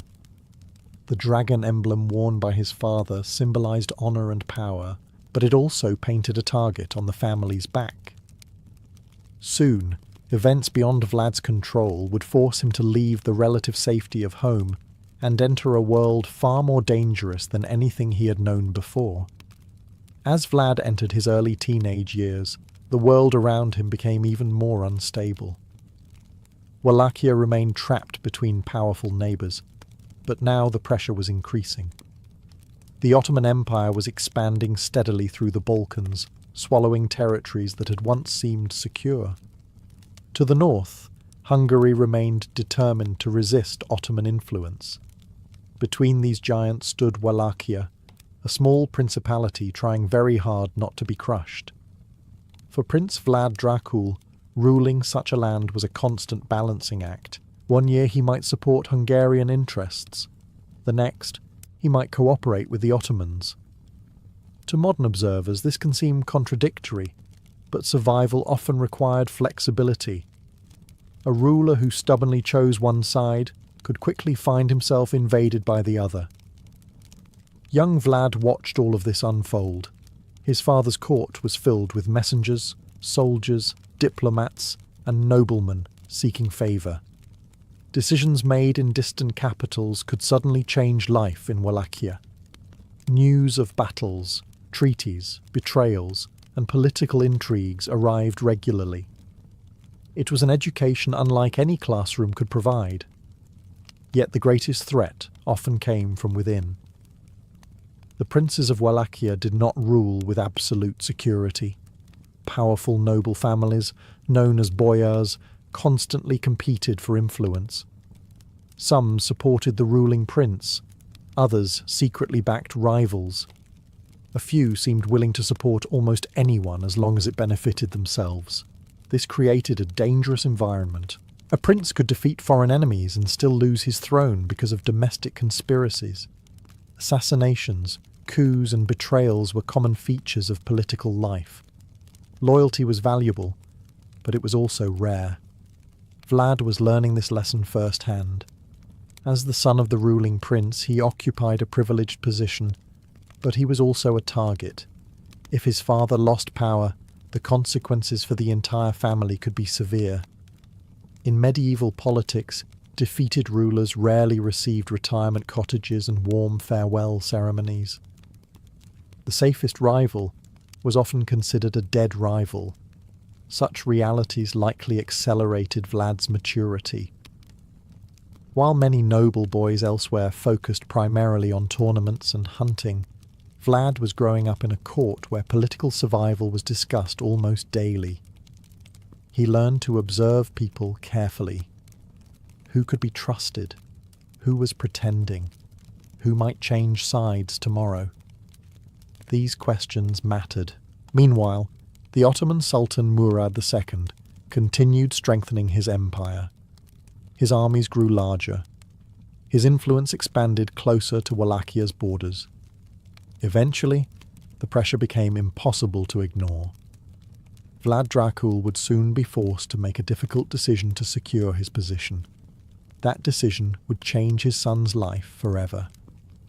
For before long, young Vlad would leave Wallachia and enter the court of the Ottoman Sultan, not as a guest, but as a hostage. In 1442, Vlad's childhood came to an abrupt end. His father, Vlad Dracul, found himself caught in an increasingly dangerous political situation. The Ottoman Empire expected loyalty. Hungary expected resistance. Trying to satisfy both sides had become almost impossible. The ruler of Wallachia needed to prove to Sultan Murad II that he could be trusted. The price of that trust was his own sons. To guarantee Vlad Dracul's loyalty, the Ottomans demanded hostages. Such arrangements were common in the medieval world. Powerful rulers often took the children of allied princes and nobles into their custody. Officially, these young hostages were treated as honoured guests. Unofficially, everyone understood the situation. If their fathers rebelled, the consequences could be severe. And so Vlad, likely around 11 years old, and his younger brother Radu were sent south into Ottoman territory. Imagine the journey from the perspective of a young prince. One day, you are living at your father's court, surrounded by familiar faces and landscapes. The next, you are travelling hundreds of miles away from home toward the capital of a foreign empire. Every mile carries you farther from everything you know. For Vlad, the experience must have been unsettling. The Ottoman Empire was unlike anything he had previously encountered. It was larger, wealthier, and far more powerful than Wallachia. Its armies conquered kingdoms. Its rulers commanded territories stretching across continents. To a young boy from a frontier principality, the scale alone would have been overwhelming. Yet the Ottomans did not throw their hostages into dungeons. That popular image belongs more to fiction than reality. Young, noble hostages were often educated alongside other elite youths. They received instruction, training, and opportunities to observe the workings of the empire. The goal was partly practical. Future rulers who understood Ottoman culture and respected Ottoman power were more likely to remain cooperative. Vlad soon found himself living within this carefully controlled environment. He learned Turkish customs.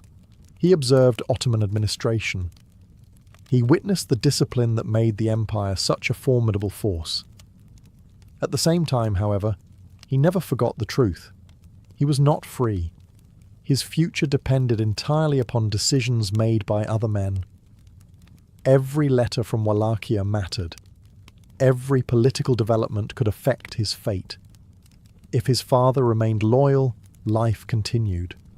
If his father rebelled, everything could change overnight. For a young prince accustomed to privilege, this loss of control was a harsh lesson. And while Vlad adapted to life in the Ottoman world, resentment slowly began to grow. A resentment that would shape much of his future. Because while Radu would eventually embrace life among the Ottomans, Vlad never truly stopped thinking about home. As the months turned into years, Vlad settled into a life he had never expected. He remained a hostage of the Ottoman Empire, but his days were far from idle. The Ottoman court was determined to transform young noble hostages into educated, disciplined, and useful future rulers. If Vlad was going to spend his youth in captivity, he would at least receive one of the finest educations available in the 15th century. The young prince quickly discovered that the Ottoman world valued discipline above almost everything else.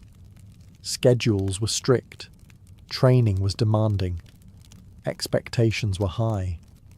This was not a place where a prince could spend his mornings sleeping late, and his afternoons inventing excuses to avoid work. The Ottoman Empire was expanding because it was organized, efficient, and ruthless when necessary. Its leaders expected the same qualities from the young men under their supervision. Vlad studied languages, administration, military tactics, and diplomacy. He learned how one of the world's most powerful empires governed its territories. He observed officials who managed provinces larger than his entire homeland. For a future ruler, the lessons were invaluable. He also witnessed the military machine that terrified much of Europe. The Ottoman army was disciplined in a way that impressed even its enemies. Soldiers trained constantly.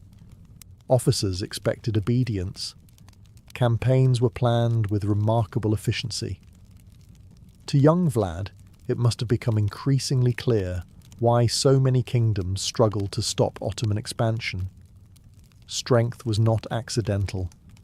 It was carefully built. Yet despite the opportunities available to him, Vlad never fully embraced his new surroundings. The court was magnificent, the education was excellent. But none of it changed the fact that he was there against his will. Every lesson served as a reminder that his freedom depended on forces beyond his control. His younger brother Radu reacted differently. Radu adapted quickly to Ottoman life. He learned the language, made friends, and became comfortable within the court's culture. Ottoman officials admired him. Over time, he developed strong connections with influential figures. Vlad watched this happen with mixed feelings. The brothers had entered captivity together, but they were beginning to walk very different paths. Where Radu found acceptance, Vlad found frustration. Where Radu saw opportunity, Vlad saw imprisonment. The contrast would only deepen as they grew older. Meanwhile, news from Wallachia continued to arrive from time to time. Political alliances shifted. Rival factions competed for power. The future of their family remained uncertain. Vlad could do little except wait and watch. But waiting can be dangerous for an ambitious young man. Years spent observing the Ottoman Empire gave Vlad valuable knowledge, but they also gave him something else. Time to think. Time to remember. And time to develop the determination that would eventually make him one of the most feared rulers in Europe. The longer Vlad and Radu remained at the Ottoman court, the more obvious it became that captivity was shaping them in very different ways. When they first arrived, both brothers had been frightened young princes far from home. They shared the same memories, the same family, and the same uncertain future. But years of life inside the Ottoman Empire slowly pulled them in opposite directions. Radu adapted remarkably well. He learned Turkish fluently. He embraced the customs of the court. He earned the respect of his instructors and developed friendships with powerful figures. By all accounts, he was intelligent, charming, and comfortable navigating the sophisticated world of the Ottoman elite. The Ottomans admired him. In many ways, he became exactly the kind of hostage they hoped to create. Someone who understood their culture, someone who respected their power, someone who might one day rule Wallachia while remaining friendly to Ottoman interests. Vlad, however, followed a different path. He learned the same lessons and received the same education, but his attitude was entirely different. He absorbed knowledge eagerly, yet he never truly accepted his situation. Beneath his disciplined exterior, resentment continued to grow. Every military exercise reminded him that he was not free. Every lesson in diplomacy reminded him that his future was being shaped by foreign rulers. Every passing year took him farther from the homeland he barely remembered. Unlike Radu, Vlad never seemed willing to forget that he was a hostage. This difference became increasingly noticeable. While Radu built relationships within the Ottoman world, Vlad often remained distant. He observed carefully, he learned constantly, but he kept a part of himself separate from the environment around him. Some historians believe these years played a crucial role in forming Vlad's personality. He witnessed an empire built upon discipline, authority, and fear. He saw how powerful rulers maintained control through strength and certainty. He learned that hesitation could be dangerous, and that weakness often invited disaster. These lessons stayed with him. At the same time, the political situation in Wallachia remained unstable. His father continued navigating a dangerous landscape filled with rival nobles, Hungarian interests, and Ottoman demands. Then, everything changed. News arrived from home that would shatter whatever remained of Vlad's childhood. His father, Vlad Dracul, had been overthrown. Worse still, his older brother Mircea had been captured by political enemies. The details were horrifying. Mircea was reportedly blinded and buried alive. His father was murdered. For Vlad, the loss was devastating. Years of frustration, anger, and resentment suddenly gained a focus. The boy who had entered Ottoman captivity as a prince was now becoming something else entirely. A young man with a score to settle and a throne to reclaim. The news arrived like a thunderbolt. For years, Vlad had endured life as an Ottoman hostage with the belief that one day he would return home. His father still ruled Wallachia. His family still held power. The future remained uncertain, but there was still a future to return to. Then, in 1447, everything collapsed. His father, Vlad Dracul, was dead. His older brother, Mircea, was dead as well. The dynasty that Vlad expected to inherit had been shattered. The political chaos that followed was typical of Wallachia, though that hardly made it less brutal. A faction of powerful boyars, working alongside Hungarian interests, had turned against Vlad Dracul. The prince was captured and murdered near a swamp outside Bucharest. Mircea suffered an even worse fate. According to later accounts, he was blinded and buried alive by his enemies. Whether every detail of the story is accurate remains debated by historians. What is beyond dispute is that Mircea died violently and that Vlad lost both his father and brother within the same political catastrophe. For a young man already living in captivity, the effect must have been devastating. One day, he was a hostage prince, waiting for his chance to return home. The next, he was a prince without a throne, without a father, and without an obvious future. The Ottomans watched carefully. To them, the situation presented an opportunity. Wallachia still mattered. It sat on the frontier between the Ottoman Empire and Hungary. Whoever controlled the principality could influence events throughout the region. If a ruler friendly to Ottoman interests sat on the throne, all the better. And who better than a prince who had spent years living under Ottoman supervision? Vlad suddenly became politically valuable. For the first time since arriving as a hostage, his future seemed to matter not just to himself, but to the empire around him. Yet grief and opportunity are rarely comfortable companions. The deaths of his father and brother left deep scars.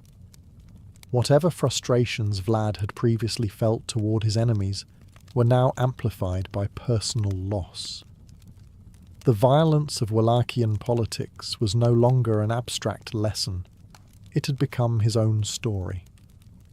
Many historians believe these events marked a turning point in his life. The young prince who had once learned court etiquette and military drills was beginning to think like a claimant, a survivor, a man who would eventually need to fight for everything that had been taken from him. And the chance would come sooner than expected. Because while Wallachia's nobles fought among themselves, the Ottomans were preparing to send Vlad back. Not as a child, not as a hostage, but as a prince with a claim to the throne. By 1448, Vlad had spent years living under Ottoman supervision. He was no longer the frightened boy who had crossed the Danube as a hostage. He was now a young man educated at one of the most powerful courts in the world, familiar with military strategy, politics, and the realities of power. More importantly, he was also one of the few surviving members of his family with a legitimate claim to the throne of Wallachia. The Ottomans intended to use that claim. Wallachia had descended into political turmoil after the death of Vlad's father. Rival nobles fought for influence while competing factions struggled to control the principality. For Sultan Murad II, this instability presented an opportunity. A friendly ruler in Wallachia would strengthen Ottoman influence along a critical frontier. And Vlad seemed like the perfect candidate. With Ottoman support behind him, the young prince was sent north to claim the throne that had belonged to his father. It was a remarkable moment. Only a few years earlier, he had been a political hostage with little control over his own future. Now, he was returning to his homeland as a contender for power. But reclaiming Wallachia would not be easy. The country he returned to was deeply divided. Noble families were constantly shifting alliances. Political loyalties changed with alarming speed. Many boyars cared less about legitimacy than about which candidate offered the greatest advantage. For a young ruler, it was an extraordinarily difficult environment. Vlad did briefly succeed in gaining the throne. However, his first reign lasted only a matter of weeks. His enemies moved quickly. Hungarian-backed rivals challenged his position. The political support that had placed him on the throne proved fragile. Before long, Vlad lost control and was forced to flee. For many people, such a defeat might have ended the story. For Vlad, it became another lesson. He learned that possessing a claim was not enough. Power had to be secured, protected, defended. The experience also taught him something about the men who governed Wallachia. Many of the nobles who had betrayed his father remained influential. The same political culture that had led to his family's destruction still existed. Vlad would not forget that. Although he had failed to hold the throne, he was no longer merely reacting to events. He was actively pursuing his destiny. The years ahead would be filled with exile, shifting alliances and military struggles, but each setback only strengthened his determination. The boy who had left Wallachia as a hostage had returned as a claimant. Soon he would return again, and the next time he seized power, the rulers, nobles, and enemies of Wallachia would discover that Vlad had learned many lessons during his troubled childhood. Some of those lessons would terrify an entire region. When people think of Vlad Dracula today, they usually picture the ruler he eventually became. The decision to become a Teutonic Knight was not one that could be made lightly. Joining the order meant giving up almost everything that defined a nobleman's life. Wealth, family ambitions, marriage, personal freedom, and the possibility of a quiet future would all be sacrificed. In return, a man received a white cloak marked with a black cross, a place within one of medieval Europe's most powerful military orders, and the constant possibility of dying far from home. Oddly enough, many young nobles considered this an excellent trade. To understand why, we first need to understand the world they lived in. The Middle Ages were deeply religious. Most people genuinely believed that heaven, hell, angels, demons, and divine judgment were as real as the forests and rivers around them. Salvation was not an abstract concept. It was the central concern of life. At the same time, noblemen were trained from childhood to fight. A young aristocrat learned horsemanship before adulthood. He practiced with sword, lance, and shield. He hunted, competed in tournaments, and prepared for war. Society expected him to be a warrior. This created an interesting problem. Christian teachings praised humility, charity, and peace. Noble society expected violence, military service, and battlefield glory. The military orders offered a solution. Organizations like the Teutonic Order allowed men to combine both callings. A knight could serve God while carrying a sword. He could fight enemies of the faith while believing his actions were part of a sacred mission. It was warrior life with a religious job description. The Teutonic Order itself had begun during the Crusades in the Holy Land. Over time, it evolved into a powerful military and religious institution. By the 13th century, its influence stretched across parts of Eastern Europe and the Baltic region. Stories about the order spread widely. Young nobles heard tales of fortified castles rising from wilderness frontiers. They heard of campaigns against pagan tribes, long rides through forests, and brothers who dedicated their lives to God and war. Some were inspired by faith. Others sought adventure. A few undoubtedly liked the idea of wearing impressive armour while enjoying considerable prestige. Human motivations have always been wonderfully complicated. Yet desire alone was not enough. A man wishing to join the order faced careful scrutiny. The Teutonic Knights preferred candidates of noble birth, good reputation, and sound health. Prospective brothers needed to demonstrate commitment, discipline, and genuine willingness to accept the order's demanding lifestyle. Many dreamed of joining. Far fewer truly understood what it required. Because once the white cloak settled on your shoulders, your old life was over, and the real test was only beginning. For a young nobleman, deciding to join the Teutonic Order was only the first step. The harder part was letting go of everything he had previously expected from life. Most noble families had plans for their sons. Some were expected to inherit land. Others would strengthen family alliances through marriage. Many hoped to increase their family's influence through military service or political connections. A noble son represented an investment, and medieval parents were rarely shy about having expectations. Joining the Teutonic Order changed all of that. A man entering the order was not simply taking a new job, he was abandoning an entire future. Marriage was no longer an option. Children would never carry on his name. Family estates would pass to someone else. The comfortable image of growing old in a manor house, surrounded by descendants, disappeared completely. For many recruits, this sacrifice was enormous. Imagine being the second or third son of a wealthy family. You have spent years training as a knight. You enjoy hunting, feasting, tournaments, and the attention that comes with noble status. Then one day you decide to exchange all of that for a life governed by strict religious rules and military discipline. The transition was not always easy.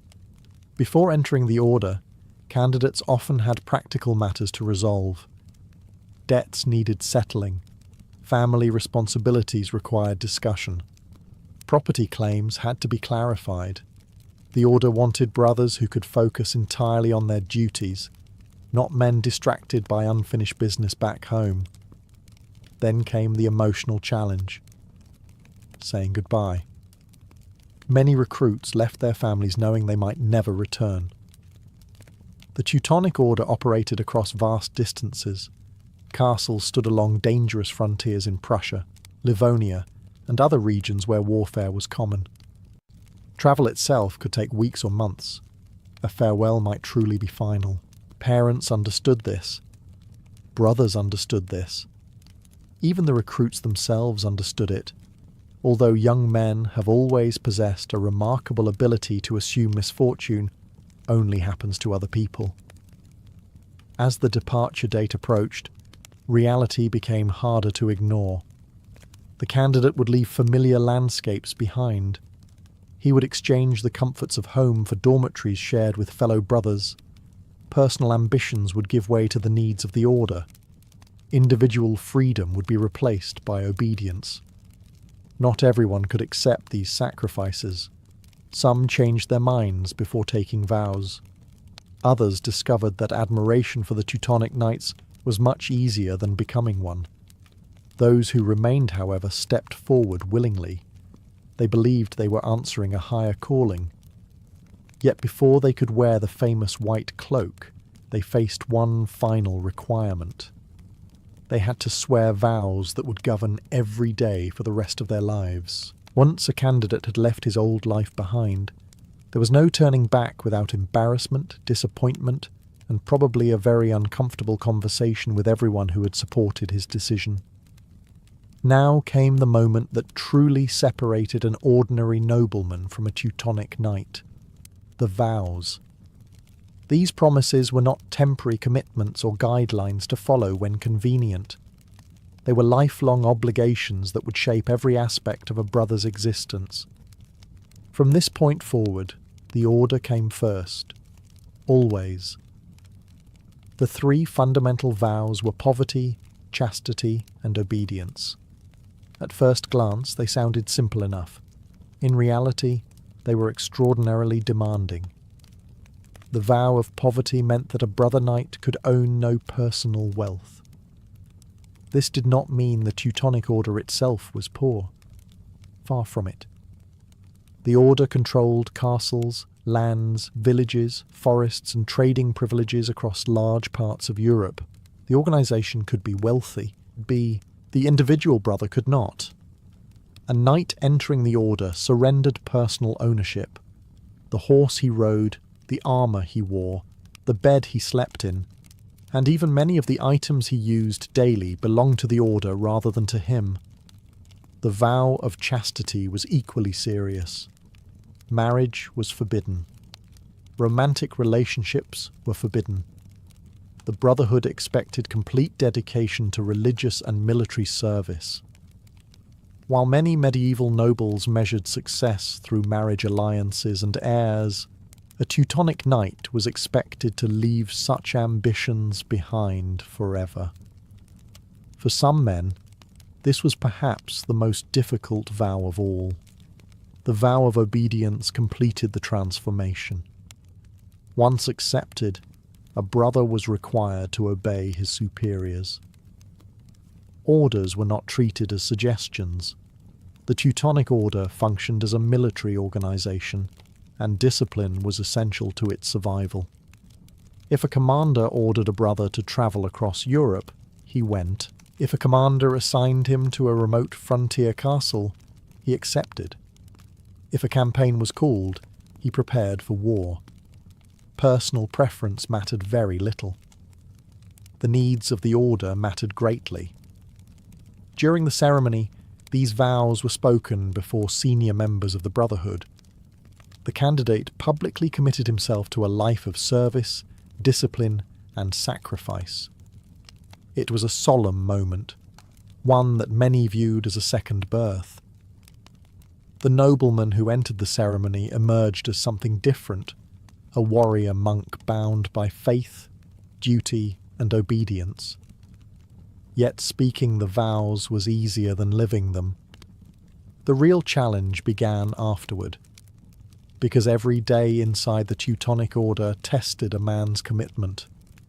Every meal, every prayer, every command, and every campaign reminded him of the promises he had made. And soon, the new brother would discover exactly how strict life inside the order could be. After taking his vows, a new Teutonic knight quickly discovered that the order was not simply a military organization. It was a way of life. Every hour of the day was regulated by rules, expectations, and routines that had been refined over generations. The order believed that discipline created strong warriors and faithful servants of God. Left to their own devices, people often developed bad habits. Medieval commanders had observed this repeatedly and apparently reached the conclusion that supervision was the safest solution. A newly admitted brother would soon find that very little happened by accident. The day began early. Before sunrise, brothers attended religious services and prayers. Spiritual duties came first. No matter how skilled a knight was with a sword, he remained a member of a religious order before he was a soldier. This distinction was important. The Teutonic knights did not see themselves as warriors who happened to pray. They saw themselves as religious brothers who happened to fight wars. After prayers came the practical responsibilities of the day. Some brothers managed supplies, others handled administration. Certain members oversaw farms, workshops, or nearby villages. Running the order required far more than charging heroically across battlefields. Someone had to count grain. History tends to celebrate the knight with the lance. It rarely remembers the brother responsible for inventory records, despite the fact that armies become considerably less effective when nobody knows where the food is. Meals were simple compared to the lavish feasts many noblemen had enjoyed before joining. Brothers ate together in communal halls. Conversation was often limited. During some meals, religious texts were read aloud while everyone listened. The atmosphere emphasized humility rather than entertainment. The same principle applied to clothing. Every knight wore the familiar white mantle marked with the black cross. Personal displays of wealth were discouraged. The order wanted uniformity. A brother's status came from his service and obedience, not from expensive jewellery or fashionable accessories. This was probably disappointing news for medieval nobles who enjoyed showing off. Throughout the day, prayers continued at scheduled intervals. Religious observance shaped the rhythm of life. Even military training and administrative work were organised around these spiritual obligations. For new recruits, adapting could be challenging. Many had grown up with servants, personal freedom, and considerable privileges.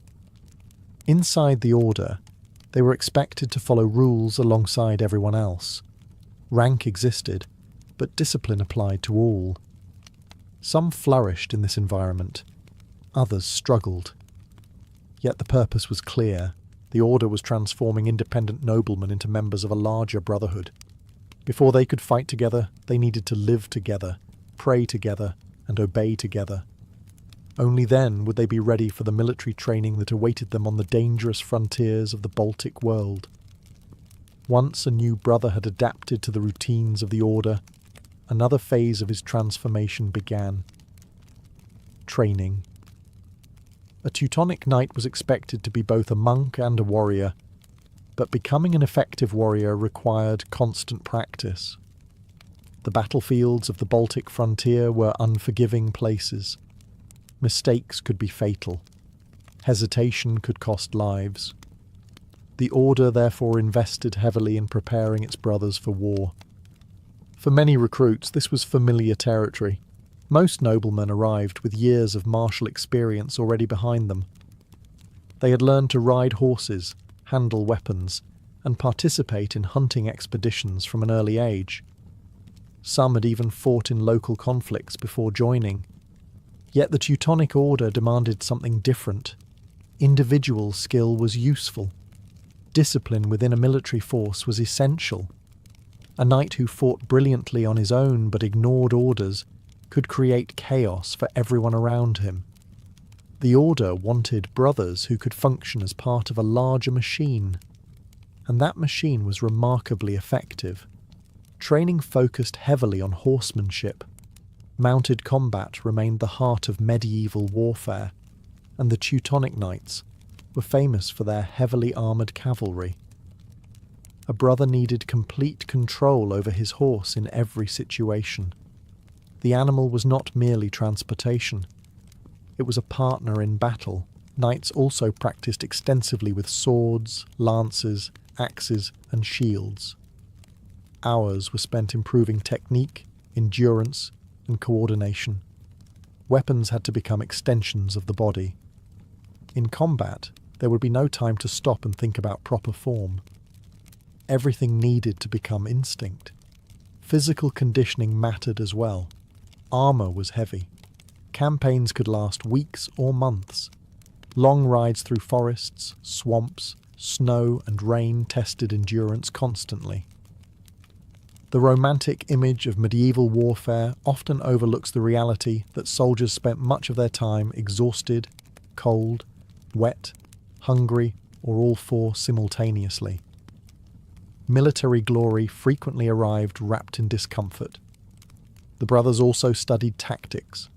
Commanders taught formations, battlefield communication, scouting methods, and siege warfare. Campaigns against pagan tribes in Prussia and Lithuania often required fighting in difficult terrain, where forests, rivers, and harsh weather created additional challenges. Victory depended upon preparation. The Order's enemies were experienced fighters who knew the local landscape well. Underestimating them was a dangerous mistake. By the end of this training, a recruit was no longer simply a nobleman with military skills. He was becoming part of one of medieval Europe's most feared military organisations. And soon, all that preparation would face its ultimate test. Because training fields were one thing. The battlefields of the Baltic frontier were something else entirely. After months of training, prayer and discipline, a new Teutonic knight settled into the place where much of his life would unfold. The commandery. A commandery was more than a castle. It was a military base, monastery, administrative centre, warehouse, court, and home, all rolled into one. From these fortified complexes, The Teutonic Order governed territories, organised campaigns, collected taxes, stored supplies, and projected its power across the Baltic frontier. For a newly admitted brother, this was now the centre of the world. The day followed a predictable rhythm. Bells marked the hours. Prayers structured the schedule. Meals, work duties, military exercises, and religious services all took place according to established routines. The order valued consistency because consistency created discipline, and discipline kept people alive. The castle itself was usually busy. Servants moved supplies through storerooms, blacksmiths repaired weapons and armour, clerks maintained records, messengers arrived carrying news from distant commanderies, local peasants delivered rents and taxes, visiting knights stopped on their way to campaigns. Unlike the silent castles often portrayed in films, these places were full of activity. Someone was always carrying something, fixing something, counting something, or arguing about something. Many brothers shared sleeping quarters, rather than enjoying private rooms. Personal space was limited. Privacy was rare. A knight who joined the order to enjoy solitude had made a spectacular career mistake. Life was communal. You ate with your brothers. You prayed with your brothers. You trained with your brothers.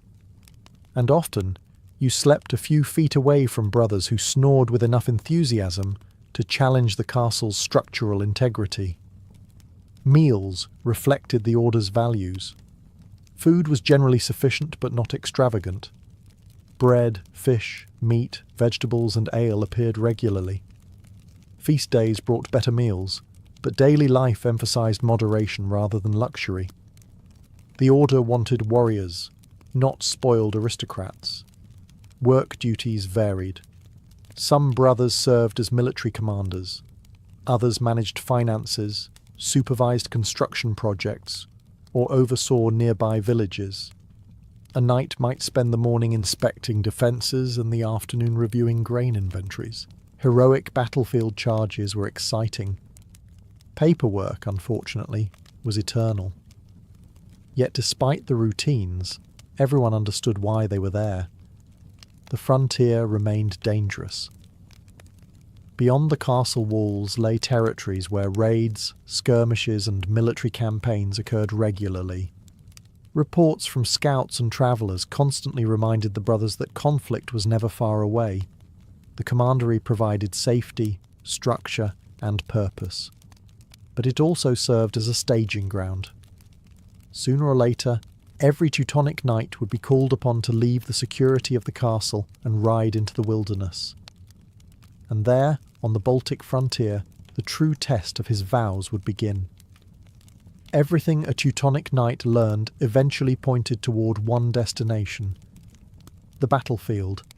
The castles, prayers, vows, and endless training sessions all served a single purpose: preparing brothers for campaigns on the Baltic frontier. For many newly admitted knights, their first expedition was both exciting and terrifying. They had spent years hearing stories about holy war. Veteran brothers spoke of victories, sieges, long marches through wilderness, and battles against pagan tribes. Young recruits often imagined glorious charges, heroic deeds, and the chance to earn honour before God and their fellow knights. Reality proved somewhat less romantic. A campaign usually began with preparation. Supplies had to be gathered, horses inspected, weapons repaired, food packed. Messengers carried orders between commanderies. Commanders studied reports from scouts and local allies. Before a single sword was drawn, an enormous amount of organisation took place.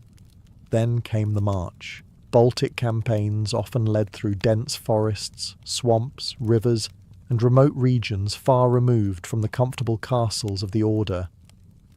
Roads were poor or non-existent. Weather could change suddenly. Rain transformed paths into mud. Winter brought snow and brutal cold. The enemy, meanwhile, knew the terrain far better than the invading knights. The Teutonic Order frequently fought against pagan Lithuanian and Prussian groups during its expansion into the region. These opponents were skilled warriors who used their knowledge of forests and local geography to their advantage. A knight quickly learned that courage alone was not enough. Discipline mattered. Patience mattered. Following orders mattered. A reckless charge into unfamiliar woods could end very badly.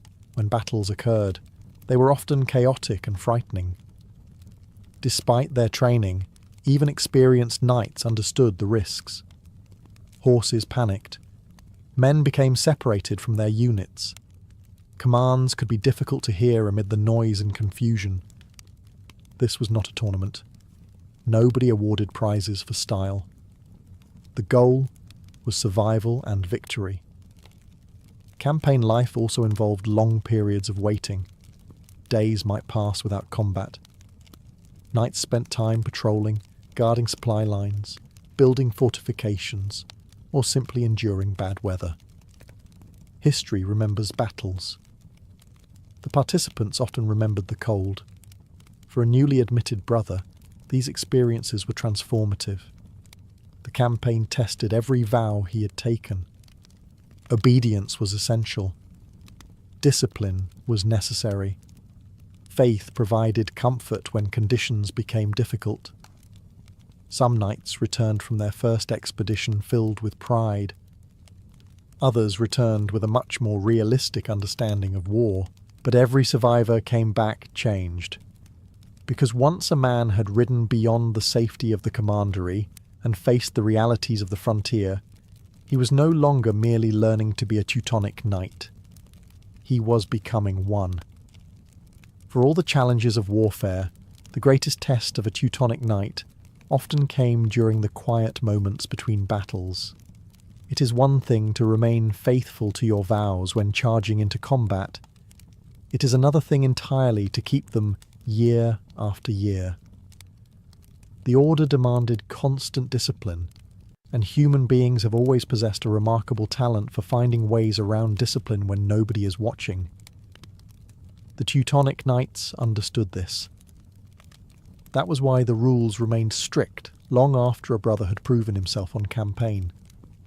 The vow of poverty continued to present challenges. Officially, a knight owned nothing. In reality, the Order itself controlled vast lands, castles, forests, and sources of income. Brothers often found themselves administering valuable territories and overseeing significant resources.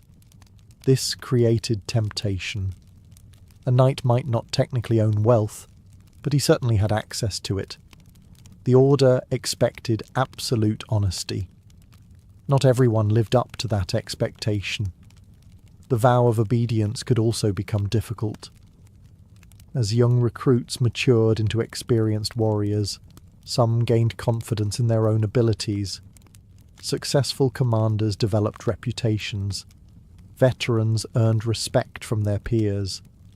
Yet even the most accomplished knight remained subject to the authority of the Order. Sometimes this meant accepting assignments they disliked. Sometimes it meant obeying leaders they personally disagreed with. Pride has caused problems throughout human history, and medieval military orders were no exception. Then there was the vow of chastity. Years passed. Decades passed. The brothers lived among towns, villages, merchants, and noble courts, filled with ordinary people who were free to marry, raise families, and pursue personal happiness. A Teutonic knight had renounced those possibilities. For some, faith made the sacrifice worthwhile. For others, the struggle remained constant. The Order recognized these dangers and tried to keep its members focused on their mission. Regular prayers, communal living, and strict supervision all helped reinforce discipline. But no set of rules could completely eliminate temptation. After all, the brothers were not saints. They were human beings wearing armour. The greatest challenge of all was maintaining balance. A A Teutonic knight was expected to be humble yet courageous, religious yet capable of violence, obedient yet decisive in battle, compassionate yet strong enough to enforce the order's authority. Balancing these contradictions required maturity and self-control. Some brothers succeeded admirably, others failed. Yet those who endured years of service gradually developed something more valuable than military skill. They developed character. The order believed that true knighthood was not proven by a single battle or heroic charge. It was proven by a lifetime of faithful service. And for those who persevered through every hardship, temptation, and sacrifice, the final transformation was complete. They had become full Teutonic knights in every sense of the word.